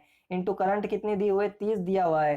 तो जब हम इसको कैलकुलेट करेंगे, तो एक जीरो से हमारे पास ये जीरो गई, और हमारा जब इसको डिवाइड करेंगे तो ये कितना हो जाएगा? 6.6 हो जाएगा। तो 6.6 इंटू 10 की घात -6 हो जाएगा। तो ये हम इस 6.6 इंटू 10⁻³ होता है। तो हम इसको ऐसे भी लिख सकते हैं 0.006 ओम, सॉरी 0.006 ओम, यहाँ पे हम इसको लिख सकते हैं। तो ऑप्शन नंबर फर्स्ट हमारा इस क्वेश्चन का सही आंसर होगा। नेक्स्ट क्वेश्चन पर चलते हैं। तो अगला क्वेश्चन हो जाएगा हमारे पास, a power system is providing 250 volt AC at 20 ampere if the phase angle between current and voltage is 25 degree, then what is the true power used by the power system? तो यहाँ से आपको true power बतानी है। यानी कि आपको true power, यानी कि P बराबर क्या होता है? हमारा V इंटू आई कोस फाइव होता है। तो यहाँ से हमको इसका वोल्टेज कितना दिया हुआ है? क्वेश्चन में वोल्टेज दिया हुआ है हमको 250 वोल्ट दिया हुआ है। करंट कितनी दी हुई है? 20 एम्पियर दिया हुआ है। और कोस 25 की वैल्यू जो होती है, हमको यहाँ से कितना हो जाएगा? कोस 25। तो यहाँ से हमको इसको कैलकुलेट करेंगे। तो यहाँ से हमको जब हम इसको कैलकुलेट करेंगे, तो कैलकुलेट कितना मिल जाएगा? 4531.5 वोट। ये हमको यहाँ से कैलकुलेट होकर के मिल जाएगा। यानी कि ऑप्शन नंबर सेकंड हमारा इस क्वेश्चन का सही आंसर होगा। नेक्स्ट क्वेश्चन पर चलते हैं। तो अगला क्वेश्चन है, what is the value of ripple factor in full wave rectifier without filter? तो यहाँ से हमारे पास रिपल फैक्टर होता है, वो कितना होता है फुल वेव रेक्टिफायर के लिए? तो मैं यहाँ पे आपको फॉर्मूला बता देता हूँ कि जो रिपल फैक्टर होता है हमारे पास, ripple factor full wave rectifier के लिए मैं इस फॉर्मूले की बात कर रहा हूँ। तो ये हो जाएगा हमारे पास अंडर रूट में आई आर एम एस का अपॉन में आई डी सी का होल स्क्वेयर -1। ये हमारे पास रिपल फैक्टर को कैलकुलेट करने का फॉर्मूला होता है। तो अब आपको पता है आर एम एस वैल्यू का फॉर्मूला क्या होता है? आर एम एस बराबर होता है हमारे पास Vm/√2 डिवाइड बाय जो हमारे पास जो डीसी करंट होती है, डीसी करंट हमारे की वैल्यू कितनी होती है? हमारे पास ये होती है हमारे पास 2Vm/पाई, इसका होल स्क्वायर हो जाएगा -1। और ये पूरा किस में था? हमारे पास अंडर रूट में था। तो यहाँ से क्या हो जाएगा? हम जब हम इसको कैलकुलेट करेंगे, तो कैलकुलेट करने पे हमको जो वैल्यू मिलेगी वो कितनी मिलेगी, 0.482 यहाँ पे हमारे पास इसको वैल्यू मिलेगी। इस वैल्यू आप चाहो तो इस वैल्यू को आप डायरेक्ट याद रख सकते हो कि हमारे पास फुल वेव रेक्टिफायर में जो रिपल फैक्टर होता है इसका मान होता है वो जो 0.48, ये आपसे क्वेश्चन में डायरेक्ट आपको याद रखना है, इसको डिराइव करने की आपको कोई जरूरत नहीं है। अगले क्वेश्चन पर चलते हैं। तो नेक्स्ट क्वेश्चन है हमारे पास, the Fermi level in intrinsic semiconductor is. तो जो हमारा इंट्रेंसिक सेमीकंडक्टर होता है इसमें हमारा जो फर्मी लेवल होता है ये कहाँ लाई करता है। तो अगर बात करता हूँ मैं यहाँ पे फर्मी लेवल की, तो यहाँ से ये क्या होता है हमारे पास, ये तो होता है हमारे पास कंडक्शन बैंड होता है, और ये हमारे पास होता है वैलेंस बैंड। और कंडक्शन बैंड के जस्ट नीचे एक बैंड और होता है जिसे हम बोलते हैं डोनर बैंड, और उसके और वैलेंस बैंड के जस्ट ऊपर एक बैंड होता है जिसे हम क्या बोलते हैं, ई ए बोलते हैं, जिसे कि हम एक्सेप्टर बैंड बोलते हैं। तो अगर बात करता हूँ मैं प्योर सेम इंट्रेंसिक सेमीकंडक्टर के लिए, तो इंट्रेंसिक सेमीकंडक्टर के हमारा के लिए जो हमारा फर्मी लेवल है वो कहाँ लाई करता है, वो लाई करता है हमारा एक middle of the valence band and conduction band, दोनों के मध्य में यहाँ पे लाई करता है। तो यहाँ पे हमारा इस क्वेश्चन का सही आंसर क्या हो जाएगा, option number second, nearly Midway between conduction band and valence band में। और ये हमारा कहाँ पे होता है, टी बराबर 0 डिग्री केल्विन पे होता है। अब जैसे जैसे अगर हम टेम्परेचर बढ़ाते जाते हैं तो हमारा जो फर्मी एनर्जी लेवल है ये नीचे की तरफ शिफ्ट होता जाता है, यानी कि हम कह सकते हैं कि नियरर टू वैलेंस बैंड हमारा ये कहाँ होता जाता है, शिफ्ट होता जाता है। अगले क्वेश्चन पर चलते हैं। तो नेक्स्ट क्वेश्चन है हमारे पास, one of the following oscillator contains the property of highly stable resonance characteristics, identify the oscillator. तो मैंने अभी आपको बताया था जो हमारा जो क्रिस्टल ऑसिलेटर होता है ये क्या होता है, हाईली स्टेबल होता है, यानी कि फिक्स्ड फ्रीक्वेंसी वाला होता है। तो यहाँ से हमारा इस क्वेश्चन का सही आंसर क्या हो जाएगा, क्रिस्टल ऑसिलेटर। और यहाँ से आपको रेजोनेंस कैरेक्टरिस्टिक कैसे आती है, तो मैंने आपको अभी फॉर्मूला लिखा था जब ऊपर क्वेश्चन में, तो इसका हमने फॉर्मूला क्या लिखा था, फ्रीक्वेंसी का F naught is equal to 1 इसका हमने फॉर्मूला लिखा था 1/2 pi under root L into C S लिखा था, जो कि सीरीज कैपेसिटेंस होता है। तो अब ये सी एस जो होता है ये क्या होता है, मैं आपको डायग्राम बना के बता देता हूँ कि यहाँ पे इसका जो डायग्राम होता है वो क्या होता है। तो ये होता है हमारे पास यहाँ से कुछ, ये एक रेसिस्टेंस होता है, एक इंडक्टेंस होता है और एक कैपेसिटेंस होता है, और ये क्या होता है हमारे पास सी पी होता है, यानी कि ये जो होता है ये हमारे पास सीरीज का कैपेसिटेंस होता है, ये हमारे पास इंडक्टर होता है और ये रसिस्टर होता है, और सी पी ये पैरेलल का रसिस्टर होता है। हम इस सी एस को लेते हैं यहाँ पे, तो मैं इस वाले सी एस की बात कर रहा था फॉर्मूले में, हम इसको लेते हैं। तो ये हमारा क्या होता है, एक रेजोनेंस की कैरेक्टरिस्टिक्स होती है जो कि हमारा फिक्स्ड फ्रीक्वेंसी यानी कि स्टेबल रेजोनेंस कैरेक्टरिस्टिक्स पे वर्क करता है। अगर बात करता हूँ मैं इसके सिंबल की, जो हमारा जो क्रिस्टल ऑसिलेटर होता है इसका सिंबल कुछ इस प्रकार से होता है, हम इसको कुछ इस प्रकार से डिनोट करते हैं। यहाँ पे जो सिंबल होता है ये इसका कुछ इस प्रकार से होता है क्रिस्टल ऑसिलेटर का। अब चलते हैं नेक्स्ट क्वेश्चन पे। तो अगला क्वेश्चन है हमारे पास, one of the following type of power amplifier amplifies the display cross over distortion in its output, identify the type. तो हमारा जो यहाँ पे जो क्रॉस ओवर डिस्टोर्शन होता है ये हमारा क्लास बी टाइप एम्पलीफायर के अंदर होता है। और यहाँ पे अगर बात करता हूँ मैं क्लास बी टाइप एम्पलीफायर की, तो इसकी जो एफिशिएंसी होती है ये कितनी होती है हमारी, 78.5% के आसपास जो होती है इसकी एफिशिएंसी होती है। और अगर बात करता हूँ मैं क्लास ए एम्पलीफायर की, तो इसकी एफिशिएंसी लगभग 25% होती है विदाउट ट्रांसफॉर्मर कपलिंग। अगर हम ट्रांसफॉर्मर कपलिंग का यूज़ कर लेते हैं तो इसकी जो एफिशिएंसी है वो कितनी 50% तक हमारी यहाँ पे इसकी एफिशिएंसी जा सकती है। और जो क्लास सी टाइप होता है इसकी एफिशिएंसी कितनी होती है हमारे पास, 87.5% तक इसकी एफिशिएंसी होती है। तो यहाँ पे हमारा कौन सा हो जाए, क्रॉस ओवर डिस्टोर्शन के लिए ये हमारा क्लास बी एम्पलीफायर में होते हैं। अगला क्वेश्चन की बात करें तो नेक्स्ट क्वेश्चन आ जाएगा हमारा, the electron relaxation time of a metal A is 2 into 10⁻⁻4 second and that of B is 1.35 into 10⁻⁻4 s, the ratio of resistivity of B to resistivity of A। तो यहाँ से आपको क्या रिलैक्सेशन टाइम दिया हुआ है, तो मैं आपको इसका फॉर्मूला बता देता हूँ सबसे पहले तो कि इसका फॉर्मूला क्या होता है। तो यहाँ पे हमारे पास जो फॉर्मूला होता है रिलैक्सेशन टाइम का, टो इज इक्वल टू होता है हमारे पास क्या होता है, m/n ई की ई स्क्वायर इंटू रसिस्टिविटी। और ये जो टो होता है ये हमारे पास क्या होता है, रिलैक्सेशन टाइम होता है। तो आप देख सकते हो यहाँ पे हमारे पास टो जो होता है ये इन्वर्सली प्रोपोर्शनल टू रसिस्टिविटी होता है। तो यहाँ से आपको मेटल ए की और मेटल बी की रसिस्टिविटी दी हुई है और आपको टाइम का रेशियो निकालना है। तो हमको क्या निकालना है, और पहले बी का लेना है और फिर ए का लेना है, तो यानी बी टू ए की रसिस्टिविटी निकालनी है। तो हम यहाँ से क्या लिखेंगे, तो सबसे पहले हम यहाँ क्या लिखेंगे, resistivity of B is equal to resistivity of A is equal to क्या हो जाएगा हमारे, टो ए इंटू टो बी हो जाएगा, क्योंकि जो इन्वर्सली रिलेशन होता है अगर हम बी की रसिस्टिविटी लिख रहे हैं तो यहाँ पे क्या हो जाएगा हमारे पास ए का टाइम पीरियड हो जाएगा। तो ए का हमको टाइम पीरियड कितना दिया हुआ है 2.7 इंटू 10⁻⁻4। और इसका कितना दिया हुआ है बी का, तो ये दिया हुआ है हमको 1.35 इंटू 10⁻⁻4। ये 10⁻⁻4 से 10⁻⁻4 ये और ये कितना बार कट जाएगा, 2 बार कट जाएगा। तो हमारा इसका रेशियो आएगा वो कितना आ जाएगा, 2 आ जाएगा। तो ऑप्शन नंबर सेकंड हमारा इस क्वेश्चन का सही आंसर होगा। अब चलते हैं नेक्स्ट क्वेश्चन पर। तो अगला क्वेश्चन आता है हमारे पास, in the following circuit determine the equivalent resistance between point A and B. तो यहाँ पे आपको जो पॉइंट दिए हुए हैं इनके बीच में आपको इक्विवेलेंट रेसिस्टेंस बताना है। तो यहाँ पे आपको सबसे पहले मैं आपको इसका एक सिंपलेस्ट मेथड बता देता हूँ कि आपको यहाँ पे 4 पॉइंट दिए हुए हैं ए बी और सी डी। तो यहाँ पे आपको 4 पॉइंट ड्रॉ कर लेने हैं ए बी, और ये हो जाएगा हमारे पास सी और डी। ये आपका हो गया टर्मिनल ए, ये हो गया हमारे पास टर्मिनल बी, और इसको हम टर्मिनल सी मान लेते हैं और इसको हम डी मान लेते हैं। अब आपको जो जो रेसिस्टेंस जिस ब्रांच के बीच में कनेक्टेड है वो कनेक्ट करने हैं। तो आप देख सकते हो यहाँ ए से सी के बीच में कितना कनेक्ट है, हमारे पास 15 ओम का एक रेसिस्टेंस कनेक्टेड है, तो हमने 15 ओम का कर दिया। ए से डी के बीच में हमारे पास कितना है, 10 ओम का रेसिस्टेंस कनेक्ट है, तो हमने 10 ओम का कर दिया। सी से लेकर के बी के बीच में जो हमारा कनेक्ट है 6 ओम का एक रेसिस्टेंस कनेक्ट है, तो हमने 6 ओम का कनेक्ट कर दिया। और हमारा बी से डी के बीच में जो कनेक्ट है 4 ओम का एक रेसिस्टेंस कनेक्ट है, ये हमने कनेक्ट कर दिया। और सी से डी के बीच में हमारे पास एक शॉर्ट पाथ है। तो आप देख सकते हैं यहाँ पे हमारा ये क्या, इन दोनों ब्रांचेस का जो सम मल्टीप्लाई होगा 15 चौक 60 और 10 चंग 60, यानी कि दोनों हमारे क्या बैलेंस ब्रिज है। तो हमारे जो बीच वाली शॉर्ट ब्रांच है इसका कोई मतलब नहीं है। अब इसका कोई मतलब नहीं है तो हमारे पास ये जो 15 और 6 है ये हमारे पास सीरीज में हो जाएंगे, और 10 और 4 14 हो जाएंगे, और ये दोनों का हमारा क्या हो जाएगा, यानी कि 15 और 6 कितने हो जाएंगे 21, और ये क्या हो जाएगा 10 और 4 14 हो जाएगा। ये हमारे दोनों पैरेलल में हो जाएगा। तो 21 और 14 का हमको पैरेलल सोल्व करना है। तो हम क्या क्या क्या लिखेंगे, 21 पैरेलल विद 14। तो ये क्या हो जाएगा 21 इंटू 14 अपॉन में 21 प्लस 14।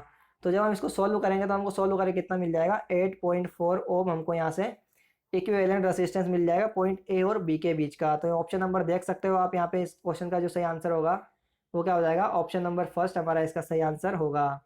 अब चलते हैं नेक्स्ट क्वेश्चन पे। तो अगला क्वेश्चन आता है हमारे पास, A 250 volt DC motor has armature resistance 0.25 ohm, its drawing armature current 25 ampere driving a certain load, calculate the induce EMF in the motor under this condition. तो यहाँ से हमको ईएमएफ ई को कैलकुलेट करना है। तो यहाँ से हमारे पास जो, यहाँ से हमको जो इंड्यूस ईएमएफ जो आएगा वो कैसे कैलकुलेट होगा, तो यहाँ से हम आपको पता है, जो मैं आपको डायग्राम बना देता हूँ कि ये हमारे पास कोई मोटर है, उसका एक आर्मेचर का रेसिस्टेंस है, और यहाँ पे हमारे पास ये कुछ ईएमएफ है। तो ये वो वोल्टेज हो जाएगा, और ये हमारे पास क्या हो जाएगी, करंट हो जाएगी, ये आरए हो जाएगा, और यहाँ पे ईबी हो जाएगा। तो हमको क्या कैलकुलेट करना है, ईबी कैलकुलेट करना है। तो ईबी जब हम क्या करेंगे यहाँ पे प्लस और माइनस, अब क्या करेंगे इसमें केवीएल लगा लेंगे। तो यहाँ पे केवीएल लगाएंगे तो हमको यहाँ पे ईबी इज इक्वल टू क्या मिल जाएगा, ईबी बराबर मिल जाएगा V minus I A into R A. यहाँ पे आई इज इक्वल टू हम आई ए लिख लेंगे। तो आई ए इंटू आर ए हम यहाँ पे क्या करेंगे, अब केवीएल लगाएंगे। तो यहाँ पे केवीएल लगाएंगे तो वोल्टेज कितना हो जाएगा हमारे पास 250 वोल्ट, माइनस आई ए जो कितना दिया हुआ है हमको 25 इंटू आर ए कितना दिया हुआ है 0.25। तो ये कितना हो जाएगा हमारे पास 250 माइनस का, ये हो जाएगा हमारे पास 6.25। तो जब हम इसको घटाएंगे तो ये कितना मिल जाएगा हमको 243.75। तो ये हमारा यहाँ से ईबी की वैल्यू हमको कैलकुलेट होके मिल जाएगी, यानी कि ऑप्शन नंबर देख सकते हो आप, ऑप्शन नंबर यहाँ पे हमारा सेकंड इस क्वेश्चन का सही आंसर होगा। अब चलेंगे अगले क्वेश्चन पर। तो अगला क्वेश्चन है हमारे पास, a 4 pole DC motor takes 50 ampere armature current, the armature has lap wound 480 conductor, the flux per pole is 20 milli weber, calculate the gross torque developed by the armature of the motor. तो यहाँ से हमको torque calculate करना है। तो मैं आपको यहाँ पे पूरी सॉल्व करके बता देता हूँ कि यहाँ पे हमारे पास जो डीसी मोटर है और कौन सा है हमारे पास लैप वाउंड है, यानी कि जो पैरेलल पाथ होंगे वो क्या हो जाएंगे हमारे क्या हो जाएंगे ए बराबर पी, हमारे यहाँ पे पैरेलल पाथ हो जाएंगे। तो यहाँ पे क्या हो जाएगा हमारे पास ईबी जो होता है, ईबी बराबर क्या हो जाएगा हमारे पास Z N P five upon में ए इंटू 60 हो जाएगा। तो यहाँ से हमको क्या करना है, ये हमको ईबी का फॉर्मूला होता है। अब आपको पता है कि जो पावर होती है वो क्या होती है, टॉर्क इंटू ओमेगा होता है, और पावर क्या होती है हमारे पी बराबर वी इंटू आई से डिनोट करते हैं, वोल्टेज इंटू आई। तो हमको यहाँ वोल्टेज की जगह तो ईबी रखना है, और इस ईबी को क्या करेंगे आई से मल्टीप्लाई कर देंगे, और यहाँ पे टॉर्क और ओमेगा। तो यहाँ से हमारा को जो टॉर्क मिलेगा, ये टॉर्क क्या मिल जाएगा, जो टॉर्क मिलेगा ये मिलेगा हमको EB into I A upon में ओमेगा। ये हमको यहाँ से टॉर्क की इक्वेशन मिल जाएगी। मैं अभी आपको सारी वैल्यूज पुट करके बता दूंगा, पहले मैं आपको फॉर्मूला बता रहा हूँ। तो यहाँ से क्या करना है, अब हमको ईबी की जो फॉर्मूला है वो ईबी की इक्वेशन ये वाली पुट करनी है। आई हमको क्वेश्चन में दिया हुआ है, और ओमेगा ओमेगा बराबर हमको क्या पुट करना है, तो ओमेगा बराबर हम यहाँ पे पुट करेंगे 2 पाई एन, हम यहाँ पे ओमेगा बराबर पुट करेंगे। तो यहाँ से अब हम इसको सोल्व करते हैं। तो यहाँ पे हमारे पास जो टॉर्क जो होता है ये क्या होता है,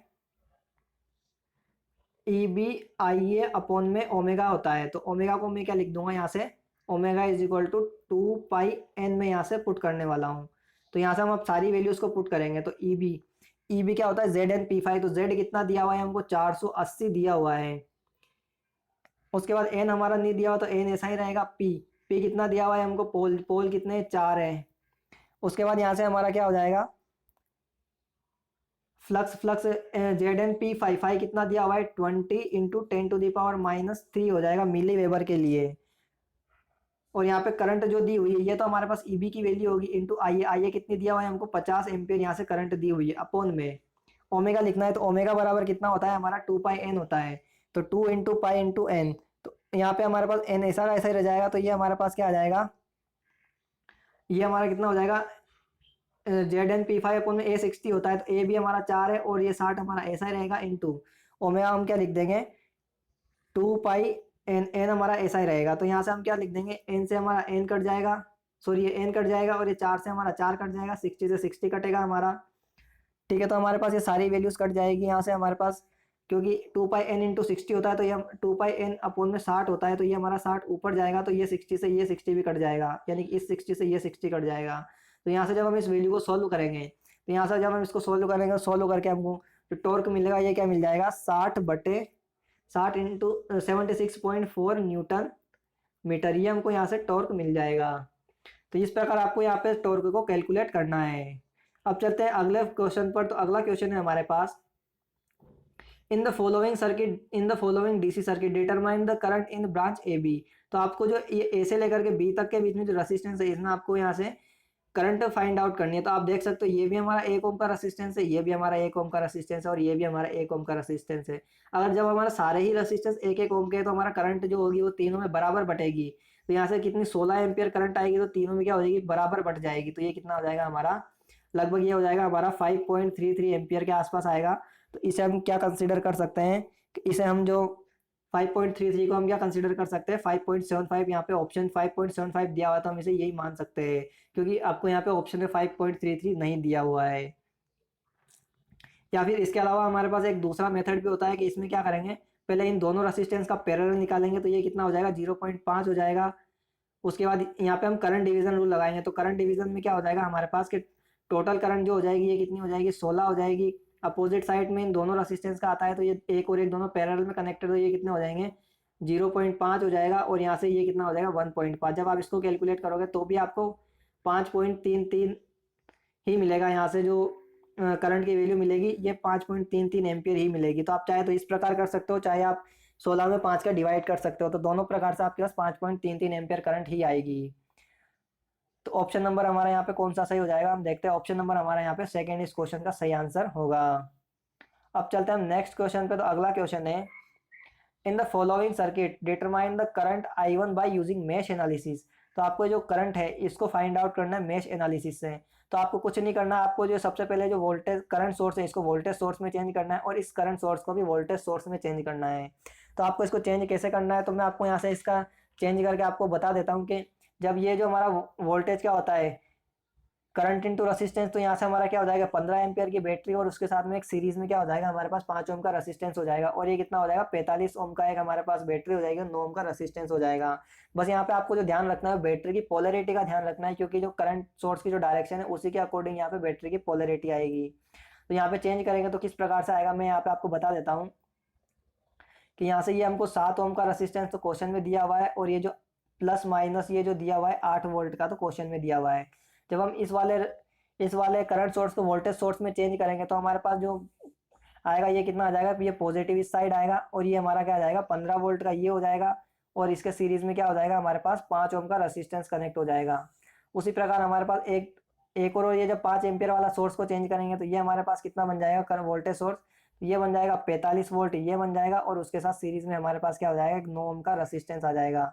और यहाँ पे हमको क्वेश्चन में ऑलरेडी दिया हुआ है कि 2 वोल्ट का जो सोर्स है, ये 2 वोल्ट का सोर्स भी हमको दिया हुआ है, तो ये हमारे पास क्या हो जाएगा 2 वोल्ट। अब आपको इसको करंट आई मानना है और सिंपली सी करंट की वैल्यू फाइंड आउट करनी है, तो क्या करेंगे हम यहाँ से केवीएल की इक्वेशन लगाएंगे। केवीएल की इक्वेशन कैसे लगाएंगे, तो यहाँ से ये हो जाएगा हमारे पास -8, और यहाँ से इसकी वैल्यू कितनी थी हमारे पास, ये था हमारे पास 5 ओम का, तो -8 प्लस का सॉरी ये हमारे पास 7 था, क्वेश्चन में 7 दिया हुआ है, तो ये हो जाएगा 7i, और माइनस से बाहर है तो प्लस का 15 प्लस 5i, और प्लस से बाहर है तो माइनस का 45 प्लस 9i, और माइनस से बाहर है तो प्लस का 2 इज इक्वल टू 0। इसको हमको सॉल्व करना है, तो जब हम इसको सॉल्व करेंगे तो ये कितना हो जाएगा 7i, 5i और 9i, तो ये कितना हो जाएगा हमारे पास 21i, तो ये हो जाएगा, और माइनस का 8 प्लस का 15 और माइनस का 45, तो ये कितना हो जाएगा हमारे पास माइनस का 36, तो माइनस का 36 यानी कि ये क्या हो जाएगा हमारे पास 21i माइनस का 36 इज इक्वल टू 0। तो 21i इज इक्वल टू 36 हो जाएगा, तो i जो हो जाएगा हमारा क्या हो जाएगा 36/21 हो जाएगा, तो i की वैल्यू कितनी मिल जाएगी 1.71 एम्पियर। हमको यहाँ से इस क्वेश्चन का सही आंसर मिल जाएगा।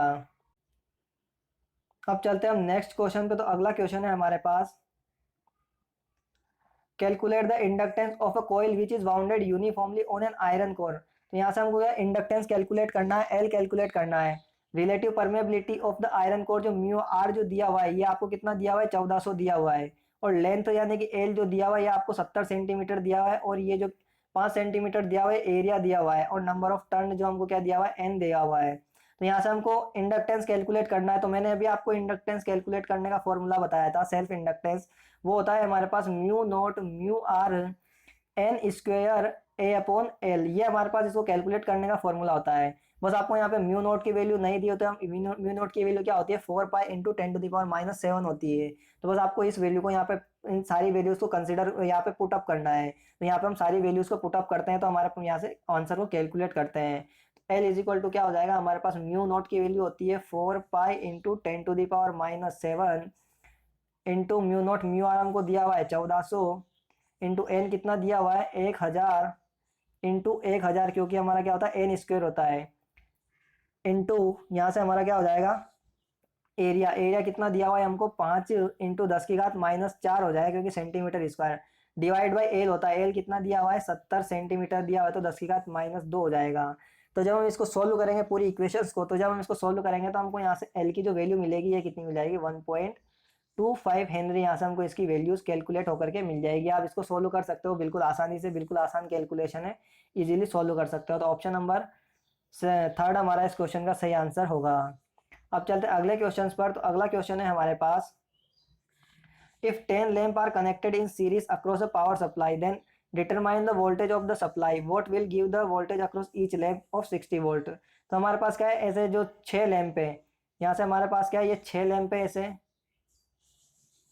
सॉरी हमारे पास ऐसे 10 लैंप है, और इन हर लैंप के अक्रॉस कितना है 6 वोल्ट है, 6 वोल्ट यहाँ पे टोटल है।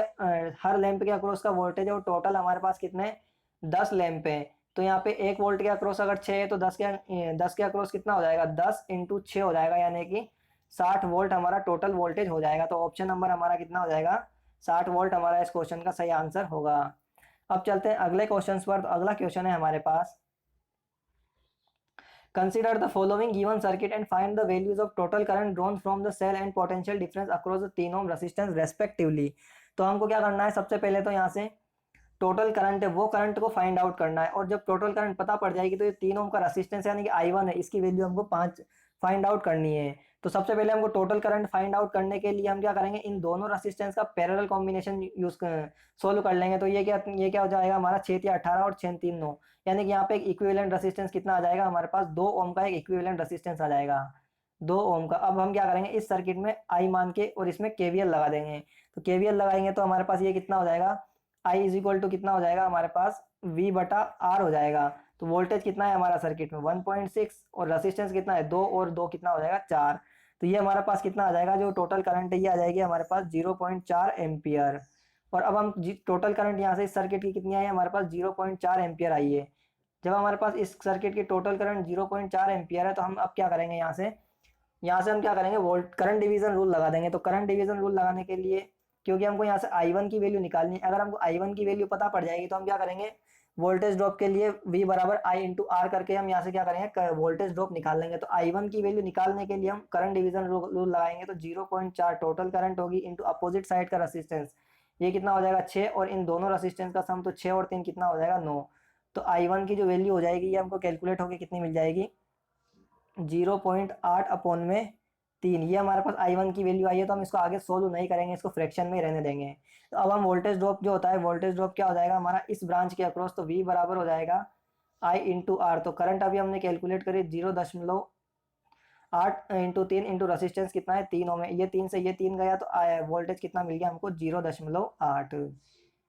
तो ये हमारे पास वोल्टेज आ गया। तो ऑप्शन नंबर हमारा यहाँ पे फर्स्ट इस क्वेश्चन का सही आंसर हो जाएगा। नेक्स्ट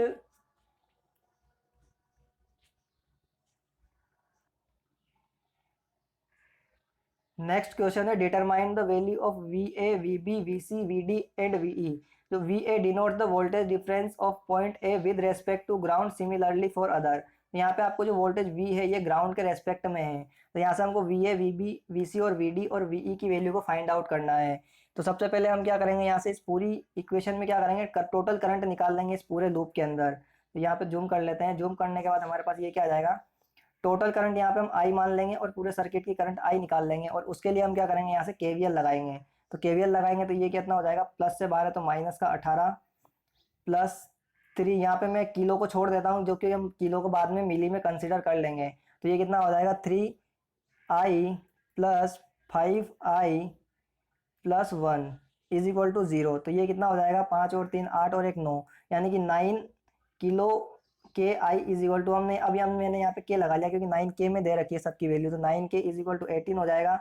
तो I इज इक्वल टू क्या हो जाएगा हमारे पास 18/9, यानी कि 2 मिली एम्पियर हमारे पास यहाँ से इस पूरे सर्किट की करंट आ चुकी है।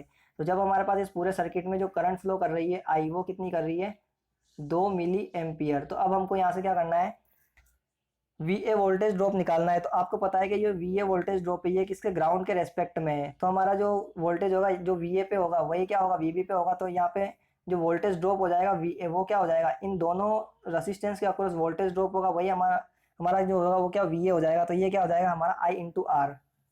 तो करंट तो कितनी है हमारी 2 मिली एम्पियर इंटू रेसिस्टेंस कितना हो जाएगा 5 और 3 8 हो जाएगा, यानी कि 16 वोल्ट हमारा क्या हो जाएगा यहाँ से VA वोल्टेज हो जाएगा। और 16 वोल्ट ही हमारा क्या हो जाएगा VB भी हो जाएगा, क्योंकि VA और VB हमारा दोनों बराबर है। तो दोनों की वैल्यू क्या हो जाएगी हमारे पास 16 वोल्ट हो जाएगी। और जो VD है हमारे पास, इसकी वैल्यू क्या हो जाएगी, ये ग्राउंड के रेस्पेक्ट में, तो इसकी तो वैल्यू 0 हो जाएगी।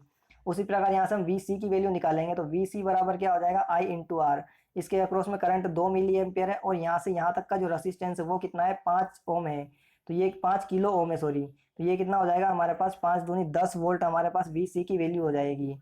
और ये क्या हो जाएगा हमारे पास VE जो है हमारे पास करंट अगर नेगेटिव डायरेक्शन में जाएगी, क्योंकि हमने करंट इस डायरेक्शन में मानी थी, तो अगर इस डायरेक्शन में जाएंगे तो माइनस कंसीडर करेंगे। तो यानी कि हमारे पास VE जो आ जाएगा वो क्या आ जाएगा माइनस का 2 इंटू 1। तो ये कितना हो जाएगा हमारे पास 2 वोल्ट हो जाएगा, क्योंकि हमारा यहाँ पे जो करंट है मिली एम्पियर में और जो रेसिस्टेंस है वो किलो ओम में, तो दोनों एक दूसरे को कैंसिल कर देंगे तो 2 वोल्ट आ जाएगा। तो VA जो मिला है हमको 16 वोल्ट मिला है, VB भी 16 वोल्ट मिला है, VC जो हमको मिला है वो कितना मिला है 10 वोल्ट मिला है, और VD हमको 0 वोल्ट मिला है, और VE माइनस का 2 वोल्ट मिला है।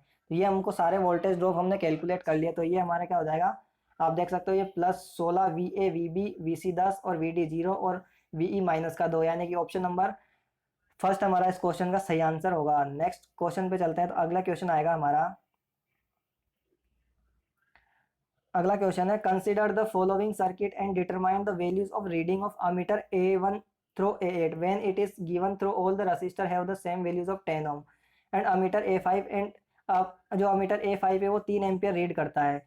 तो आपको ये जितने भी रेसिस्टेंस है ये सारे कितने 10 ओम के हैं। ये 10 ओम का, ये भी 10 ओम का, ये 10, ये 10, ये भी 10 का है और ये भी 10 का है। और ये जो A5 है ये हमारा कितना 3 एम्पियर का करंट को रीड करता है। तो आप यहाँ पे अगर बात करें तो ये वाली जो ब्रांच है सबसे नीचे वाली ब्रांच है, इसमें अगर हम वोल्टेज ड्रॉप निकालना चाहें तो वोल्टेज ड्रॉप क्या हो जाएगा, वोल्टेज इंटू करंट। तो करंट इंटू रेसिस्टेंस। तो करंट कितना दिया हुआ है 3 एम्पियर इंटू रेसिस्टेंस कितना हो जाएगा 10, और 10 दोनों सीरीज में कनेक्टेड तो 20 हो जाएगा। तो टोटल वोल्टेज जो आएगा वो कितना हो जाएगा हमारा 60 वोल्ट हो जाएगा। और अब बात करते हैं यहाँ पे इस टोटल पूरी ब्रांच के अक्रॉस 60 वोल्ट है। तो ये जो जितनी ब्रांचेस सारे पैरेलल में कनेक्टेड हो सभी के अक्रॉस क्या होगा, हमारा 60 वोल्ट जो होगा वही हमारा सभी ब्रांचेस के अक्रॉस होगा। तो हम यहाँ पे इसकी वैल्यूज निकाल सकते हैं A2 की। A2 की जो हो जाएगी I बराबर क्या हो जाएगा हमारा V बटा आज, वोल्टेज कितना होगा इसके अक्रॉस भी 60 और रेसिस्टेंस कितना होगा 10, तो इसके अक्रॉस कितना आएगा, इसकी A2 की रीडिंग आ जाएगी 6। उसी प्रकार यहाँ पे हम किसी निकाल सकते हैं A3 और A4 की। A3 और A4 की कितनी हो जाएगी, तो यहाँ पे A3 और A4 के अक्रॉस भी कितना होगा 60 वोल्ट, और टोटल रेसिस्टेंस कितना हो जाएगा 10 20 और 30, ये कितना हो जाएगा 3, यानी कि ये कितना हो जाएगा हमारा 2 एम्पियर।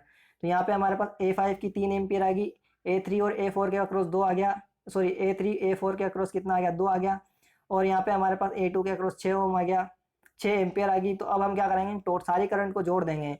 तो जब हम सारी करंट को जोड़ देंगे तो ये कितनी हो जाएगी हमारे पास 3 एम्पियर, ये 2 एम्पियर है, ये कितना हो गया 5 एम्पियर, और 6 एम्पियर है, तो यानी 5 और 6 कितना हो जाएगा, ये हमारे पास टोटल करंट कितनी आ जाएगी A1, ये हमारे पास 11 एम्पियर हो जाएगी। तो इस प्रकार हमको सारी जो करंट है वो यहाँ पे हम कैलकुलेट हो चुकी है। तो देख सकते हो आप A1 की 11, A2 की अभी हमने 6 एम्पियर करंट कैलकुलेट करी थी, और A3 और A4 की दोनों की सेम आएगी। A5 की हमको क्वेश्चन में ऑलरेडी गिवन है। उसके बाद A6 और A6 की 5 आ जाएगी, और A7 और A8 की वापस 11 आ जाएगी, क्योंकि जो A1 A7 और A8 तीनों का सीरीज में कनेक्टेड हो, तीनों की वैल्यू सेम आएगी। आप देख सकते हो तीनों की वैल्यू सेम है। अब चलते हैं नेक्स्ट क्वेश्चन पे। तो अगला क्वेश्चन आ जाएगा हमारे पास, which of the following is standard requirement for an DC armature winding. तो यहाँ पे हमारी जो डीसी आर्मेचर वाइंडिंग होती है ये किस प्रकार की होनी चाहिए, क्लोज टाइप होनी चाहिए, ओपन टाइप होनी चाहिए। तो यहाँ पे अगर बात करता हूँ मैं डीसी आर्मेचर वाइंडिंग की, तो हमारी ये जो होनी चाहिए कौन सी, क्लोज टाइप होनी चाहिए। मैं आपको इसका डायग्राम बना के बता देता हूँ कि जो डीसी वाइंडिंग होती है क्लोज टाइप किस प्रकार से होती है। तो यहाँ पे कुछ इस प्रकार इसका डायग्राम होता है। क्लोज टाइप में ये कुछ इस प्रकार होती है। तो ये अगर इसका पहला और इसका पहली वाइंडिंग का दूसरा और दूसरी वाइंडिंग का पहला, ये दोनों आपके सीरीज में जुड़े होते हैं, यानी कि क्लोज्ड वाइंडिंग है। ये वापस आगे वाले से जुड़ जाएगा और ये हमारी पीछे वाले से जुड़ जाएगा। तो इस अगर कनेक्शन हमारा अगर इस प्रकार से होते हैं, ये इस प्रकार से कनेक्शन होते हैं, तो ये हमारी क्लोज्ड टाइप वाइंडिंग होती है, जो कि डीसी में यूज होती है, यानी कि डीसी में हम क्लोज्ड टाइप वाइंडिंग का यूज करते हैं। अगर अगर बात करता हूँ मैं एसी में, तो एसी में हमारी किस तरह की वाइंडिंग होती है, ओपन टाइप वाइंडिंग का यूज करते हैं। और ओपन टाइप वाइंडिंग किस प्रकार की बनती है कि ये हमारे पास अगर दो कोइल है, तो ये दोनों क्या होती है हमारी ओपन होती है, ये दोनों ओपन होती है, तो ये हमारी ओपन टाइप वाइंडिंग की कैटेगरी में आती है। नेक्स्ट क्वेश्चन पे चलते हैं। तो अगला क्वेश्चन हो जाएगा हमारा, ZPF zero power factor method of an alternator find out. तो आपको बताया हमारा जो ZPF, यानी कि या तो हम जीरो पावर फैक्टर मेथड बोल दें या पोर्ट्रेट ट्रायंगल मेथड बोल दें, ये दोनों हमारे एक ही नाम होते हैं। तो किसको फाइंड आउट करने के लिए यूज होते हैं, वोल्टेज रेगुलेशन को फाइंड आउट करने के लिए यूज होते हैं। वोल्टेज रेगुलेशन के लिए हमारे और भी मेथड होते हैं, जैसे कि एक हो गया हमारा EMF मेथड हो गया, दूसरा हो गया हमारा MMF मेथड हो गया, तीसरा तो हमने पढ़ ही लिया ZPF हो गया, या फिर हम इसी को क्या बोलते हैं, पोर्टियर ट्राइंगल मेथड बोलते हैं। और एक हम जो पढ़ते हैं फोर्थ वाला, वो होता है हमारा ASA, यानी कि अमेरिकन स्टैंडर्ड एसोसिएशन मेथड, इस जिसे कि हम ये तो यानी कि वोल्टेज रेगुलेशन को फाइंड आउट करने के लिए चार मेथड का यूज किया जाता है। अब चलते हैं हम अगले क्वेश्चन पर। तो नेक्स्ट क्वेश्चन आता है हमारा, by reversing the direction of rotation of synchronous motor can be reversed bye. तो यहाँ पे जो सिंक्रोनस मोटर होती है उसकी डायरेक्शन को किस प्रकार रिवर्स किया जा सकता है। तो जो अगर हम सप्लाई के फेस सीक्वेंस को अगर चेंज कर दें, तो हमारे जो सिंक्रोनस मोटर है उसकी डायरेक्शन जो होती है घूमने की, उसको हम यहाँ पे चेंज कर सकते हैं। तो ऑप्शन नंबर फर्स्ट हमारा इसका सही आंसर होगा। नेक्स्ट क्वेश्चन पर चलेंगे। तो अगला क्वेश्चन हो जाएगा हमारा, the poorest voltage regulation exist in case of in case of which of the following generator. तो यहाँ से हमारा सबसे पुअरेस्ट वोल्टेज रेगुलेशन होता है वो किसमें होता है, एक तो सीरीज जनरेटर में होता है हमारा। तो ऑप्शन नंबर हमारा थर्ड इस क्वेश्चन का सही आंसर होगा। नेक्स्ट क्वेश्चन पे चलते हैं। तो अगला क्वेश्चन है, in order to measure the dielectric losses of a capacitor which of the following AC bridge is used। तो यहाँ पे हम जो AC ब्रिज में जो डाइलेक्ट्रिक लॉसेस होते हैं उसको मेजर करने के लिए शेयरिंग ब्रिज का यूज करते हैं, यानी कि ऑप्शन नंबर थर्ड हमारा इसका थर्ड हमारा इसका सही ऑप्शन हो जाएगा।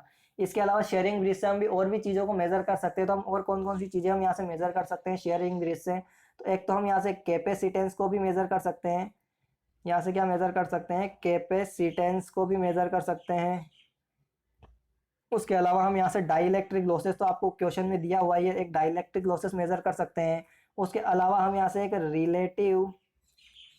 रिलेटिव परमिटिविटी को भी हम यहाँ से मेजर कर सकते हैं, परमिटिविटी को भी हम यहाँ से कैलकुलेट कर सकते हैं। उसके अलावा जो हमारा शेयरिंग ब्रिज होता है, इससे हम पावर फैक्टर को भी मेजर कर सकते हैं, पावर फैक्टर। तो ये सारे जितने भी फैक्टर हैं, हम सभी सारी चीज़ों को हम किससे, शेयरिंग ब्रिज से मेजर कर सकते हैं। उसके अलावा अगर बात करता हूँ मैं एंडरसन ब्रिज की, तो एंडरसन ब्रिज जो होता है ये हमारा किसको, इंडक्टेंस को कैलकुलेट करने के लिए यूज होता है, इंडक्टेंस। और इंडक्टेंस कौन सा, जिसका क्वालिटी फैक्टर क्या होता है, एक से कम होता है। और हेज ब्रिज जो होता है ये भी हमारा क्या यूज मेजर करता है, इंडक्टेंस को मेजर करता है। लेकिन ये कौन से को, जिसका क्वालिटी फैक्टर क्या होता है, एक से ज़्यादा, सॉरी 10 से ज़्यादा होता है। और वेन ब्रिज हमारा किसके लिए यूज होता है, फ्रीक्वेंसी को मेजर करने के लिए। किसका यूज करते हैं, फ्रीक्वेंसी को मेजर करने के लिए वेन ब्रिज का। अब चलेंगे नेक्स्ट क्वेश्चन पर। तो अगला क्वेश्चन आता है हमारे पास, Which of the following correctly defines the relationship between the magnetic flux density and distance? तो यहाँ पे हमारे पास जो मैग्नेटिक फ्लक्स डेंसिटी होती है ये क्या होती है, हमारे पास b होती है। और डिस्टेंस जो होती है क्या होती है, d होती है। तो यहाँ से हमको रिलेशन बताना है। तो रिलेशन हमारे पास क्या हो जाएगा, क्या b बराबर क्या होता है हमारे पास, म्यू इंटू एच होता है। और h इज इक्वल टू क्या होता है हमारे पास, एन आई अपॉन एल होता है। तो यहाँ से b बराबर हम क्या रख देंगे, म्यू इंटू एच बराबर क्या रख देंगे, एन आई अपॉन एल रख देंगे। तो क्या हो जाएगा हमारे पास, बी जो हो जाएगा वो directly inversely proportional to L हो जाएगा, लेंथ हो जाएगा, डिस्टेंस हो जाएगा। तो यहाँ से अगर मैं मैग्नेटिक फ्लक्स डेंसिटी को बढ़ाता हूँ तो जो लेंथ या डिस्टेंस है वो क्या होगी हमारी, डिक्रीज होगी। तो आप देख सकते हो ऑप्शन नंबर फर्स्ट आप पढ़िए, magnetic flux density increases with decrease in distance. Option number first हमारा इसका सही आंसर होगा। नेक्स्ट क्वेश्चन पर चलते हैं। तो अगला क्वेश्चन है हमारे पास, which of the following statement is true about the winding of a transformer? तो यहाँ पे हमारे जो ट्रांसफॉर्मर की वाइंडिंग होती है वो किस प्रकार कनेक्टेड होती है। तो अगर आपको नॉर्मल ट्रांसफॉर्मर लिखा हुआ है तो नॉर्मल ट्रांसफॉर्मर में हमारी जो वाइंडिंग कनेक्ट होती है ये इंडक्टिवली कनेक्ट होती है, यानी ऑप्शन नंबर हमारा यहाँ पे सेकंड इस क्वेश्चन का सही आंसर हो जाएगा। लेकिन अगर हम यहाँ पे आपको ऑटो ट्रांसफॉर्मर लिखता तो ऑटो ट्रांसफॉर्मर में हमारी वाइंडिंग जो होती है इंडक्टिवली और कंडक्टिवली दोनों टाइप से यहाँ पे हमारी वाइंडिंग कनेक्ट होती है। तो अब चलते हैं नेक्स्ट क्वेश्चन पे। तो अगला क्वेश्चन हो जाएगा हमारा, an alternator operating principle is quite similar to that of. जो हमारा अल्टरनेटर होता है एसी जनरेटर, तो इसका प्रिंसिपल हमारा किसके समान होता है, तो ये हमारा डीसी जनरेटर की तरह ही हमारा इसका प्रिंसिपल होता है, क्योंकि दोनों हमारे किसके, फेराडेस इलेक्ट्रोमैग्नेटिक इंडक्शन के ऊपर, इंडक्शन के प्रिंसिपल पे वर्क करते हैं। और फेराडेस इलेक्ट्रोमैग्नेटिक इंडक्शन का प्रिंसिपल क्या होता है कि वेन, जब भी हमारा कोई करंट, कोई भी कंडक्टर किसी मैग्नेटिक फील्ड में को काटता है या फिर कोई मैग्नेटिक फील्ड किसी कंडक्टर को काटता है तो उसके अंदर क्या होता है, ईएमएफ इंड्यूस हो जाता है। ये हमारा क्या होता है, फेराडे का नियम होता है। और दोनों, चाहे डीसी जनरेटर हो चाहे एसी जनरेटर हो, दोनों हमारे फेराडे के प्रिंसिपल पे वर्क करते हैं। अब चलते हैं हम नेक्स्ट क्वेश्चन पे। तो अगला क्वेश्चन है हमारे पास, large turbo generator are usually drived by. तो अगर बात करता हूँ मैं टर्बो जनरेटर की, तो टर्बो जनरेटर कौन से होते हैं हमारे, जो टर्बो जनरेटर होते हैं इनमें हम, इनमें जो यूज करते हैं हम कौन सी, सिलेंड्रिकल रोटर का यूज करते हैं। सिलेंड्रिकल रोटर का हम यहाँ पे इसमें यूज करते हैं। और सिलेंड्रिकल रोटर की बात करें तो सिलेंड्रिकल रोटर का जो यूज करते हैं तो ये हमारा क्यों यूज होता है, क्योंकि इसकी स्पीड जो होती है क्या होती है, हाई होती है। हाई स्पीड के लिए हम इसका यूज कर सकते हैं। और इसमें कितने, या तो 2 पोल या 4 पोल का ही मैक्सिमम हम इसमें यूज कर सकते हैं। इसका अगर बात करता हूँ मैं डायामीटर की, तो इसका डायामीटर जो होता है वो क्या होता है, स्मॉल होता है। लेकिन अगर बात करता हूँ मैं इसकी एक्सियल लेंथ की, तो इसकी एक्सियल लेंथ होती है, एक्सियल लेंथ ये क्या होती है हमारी इसकी, ये इसकी एक्सियल लेंथ जो होती है वो क्या होती है, मोर होती है, यानी कि इसकी एक्सियल लेंथ जो होती है वो क्या ज़्यादा होती है। और सिलेंड्रिकल रोटर होता है जो इसका जो हम यूज़ कर सकते हैं, इसका यूज़ हम कहाँ कहाँ कर सकते हैं, तो थर्मल पावर प्लांट में यूज़ कर सकते हैं, न्यूक्लियर पावर प्लांट में यूज़ कर सकते हैं और गैस पावर प्लांट में यूज़ कर सकते हैं। तो यहाँ पे लार्ज टर्बो जनरेटर का मतलब हो जाएगा हमारा स्टीम टरबाइन, क्योंकि इसी को हम क्या कहते हैं, सिलेंड्रिकल रोटर में। लार्ज टर्बो जनरेटर की कैटेगरी में कौन सा था हमारा, सिलेंड्रिकल जनरेटर। सिलेंड्रिकल रोटर, तो सिलेंड्रिकल रोटर हमारा thermal power plant, nuclear power plant और गैस पावर प्लांट में यूज होता है। तो ऑप्शन नंबर हमारा यहाँ पे सेकंड इस क्वेश्चन का सही आंसर हो जाएगा। नेक्स्ट क्वेश्चन पे चलते हैं। तो अगला क्वेश्चन है, what is the value of load angle a point where power output of a salient pole synchronous generator. यहाँ पे आपको ध्यान देना है, सैलिएंट पोल की बात कर रहा है, ना कि आपको सिलेंड्रिकल रोटर टाइप की बात कर रहा है। सिलेंड्रिकल पोल नहीं है, आपको सैलिएंट पोल टाइप सिंक्रोनस जनरेटर है। यहाँ पे जो हमारा इसमें जो मैक्सिमम जो हमको पावर आउटपुट मिलता है वो लेस देन 90 डिग्री पे हमको यहाँ पे पावर आउटपुट मिलता है। यहाँ पे आपको 90 टिक नहीं करना है। तो यहाँ पे बात करता हूँ मैं आपको इसको फेजर डायग्राम से बता देता हूँ कि आपको फेजर डायग्राम से आपको इसको कैसे समझना है। मैं आपको क्योंकि रिलक्टेंस अगर बात करता हूँ मैं सेलिएंट पोल की, तो सेलिएंट पोल में हमारे पास जब हम इसमें टॉर्क की इक्वेशन लिखते हैं, पावर की इक्वेशन लिखते हैं, तो इसमें हमारे पास दो पावर होती है, एक रिलक्टेंस पावर होती है और एक एक्साइटेशन के कारण पावर होती है। तो यहाँ पे अगर मैं बात करता हूँ पावर और लोड एंगल टॉर्क के बीच में, अगर मैं ग्राफ बनाता हूँ ये पी और डेल के बीच में, तो ये जो होती है हमारी, ये कौन सी पावर होती है, ये होती है हमारी एक्साइटेशन पावर होती है। इसे हम क्या कहते हैं, एक्साइटेशन पावर होती है ये हमारे पास। उसके अलावा ये क्या होता है, इसका मैक्सिमम पीक होता है 90 डिग्री। उसके अलावा जो हमारे पास ये जो होती है, ये क्या होती है हमारे पास, रिलक्टेंस पावर होती है। और रिलक अब ये हमारे पास क्या हो जाएगी, रिलक्टेंस पावर होती है। मैं यहाँ पे लिख देता हूँ, ये क्या होती है हमारे पास, रिलक्टेंस पावर होती है। जब हम इन दोनों को जोड़ते हैं तो हमारे पास एक नई पावर आती है। तो ये क्या हो जाएगी हमारे पास, नई जो पावर आती है ये क्या होती है हमारे पास, ये हमको यहाँ पे मैक्सिमम मिलती है। यानी कि जो 90 डिग्री है उससे थोड़ा सा कम पे हमको यहाँ पे, ये 90 डिग्री से कम पे ये पावर मैक्सिमम मिलती है। तो इस प्रकार जो हमारा सेलिएंट पोल सिंक्रोनस जनरेटर होता है, इसमें हमको जो पावर आउटपुट मैक्सिमम मिलता है, ये कहाँ कब मिलता है, लेस देन 90 डिग्री। तो हम यहाँ पे ऑप्शन नंबर 4 हमारा इस क्वेश्चन का सही आंसर होगा। तो दोस्तों यहाँ पे ये जो क्वेश्चन थे, हमने यहाँ पे लगभग हमारे 50 क्वेश्चन के आसपास हमने इस वीडियो में डिस्कस किए हैं। बाकी के हमारे जो क्वेश्चंस बचते हैं, उन बाकी क्वेश्चंस को हम नेक्स्ट वीडियो में कवर करने वाले हैं। तो अगर आप इस पेपर का पीडीएफ डाउनलोड करना चाहते हो तो उसका लिंक आपको इसी वीडियो के डिस्क्रिप्शन में मिल जाएगा, तो आप वहाँ से जाकर के इस पेपर का पीडीएफ डाउनलोड कर सकते हो। और अगर आपको हमारा ये वीडियो अच्छा लगा हो तो वीडियो को लाइक जरूर करो, और चैनल पर पहली बार आए तो चैनल को सब्सक्राइब जरूर कर लीजिए। मिलते हैं दोस्तों नेक्स्ट वीडियो में, तब तक के लिए बने रहे हमारे साथ।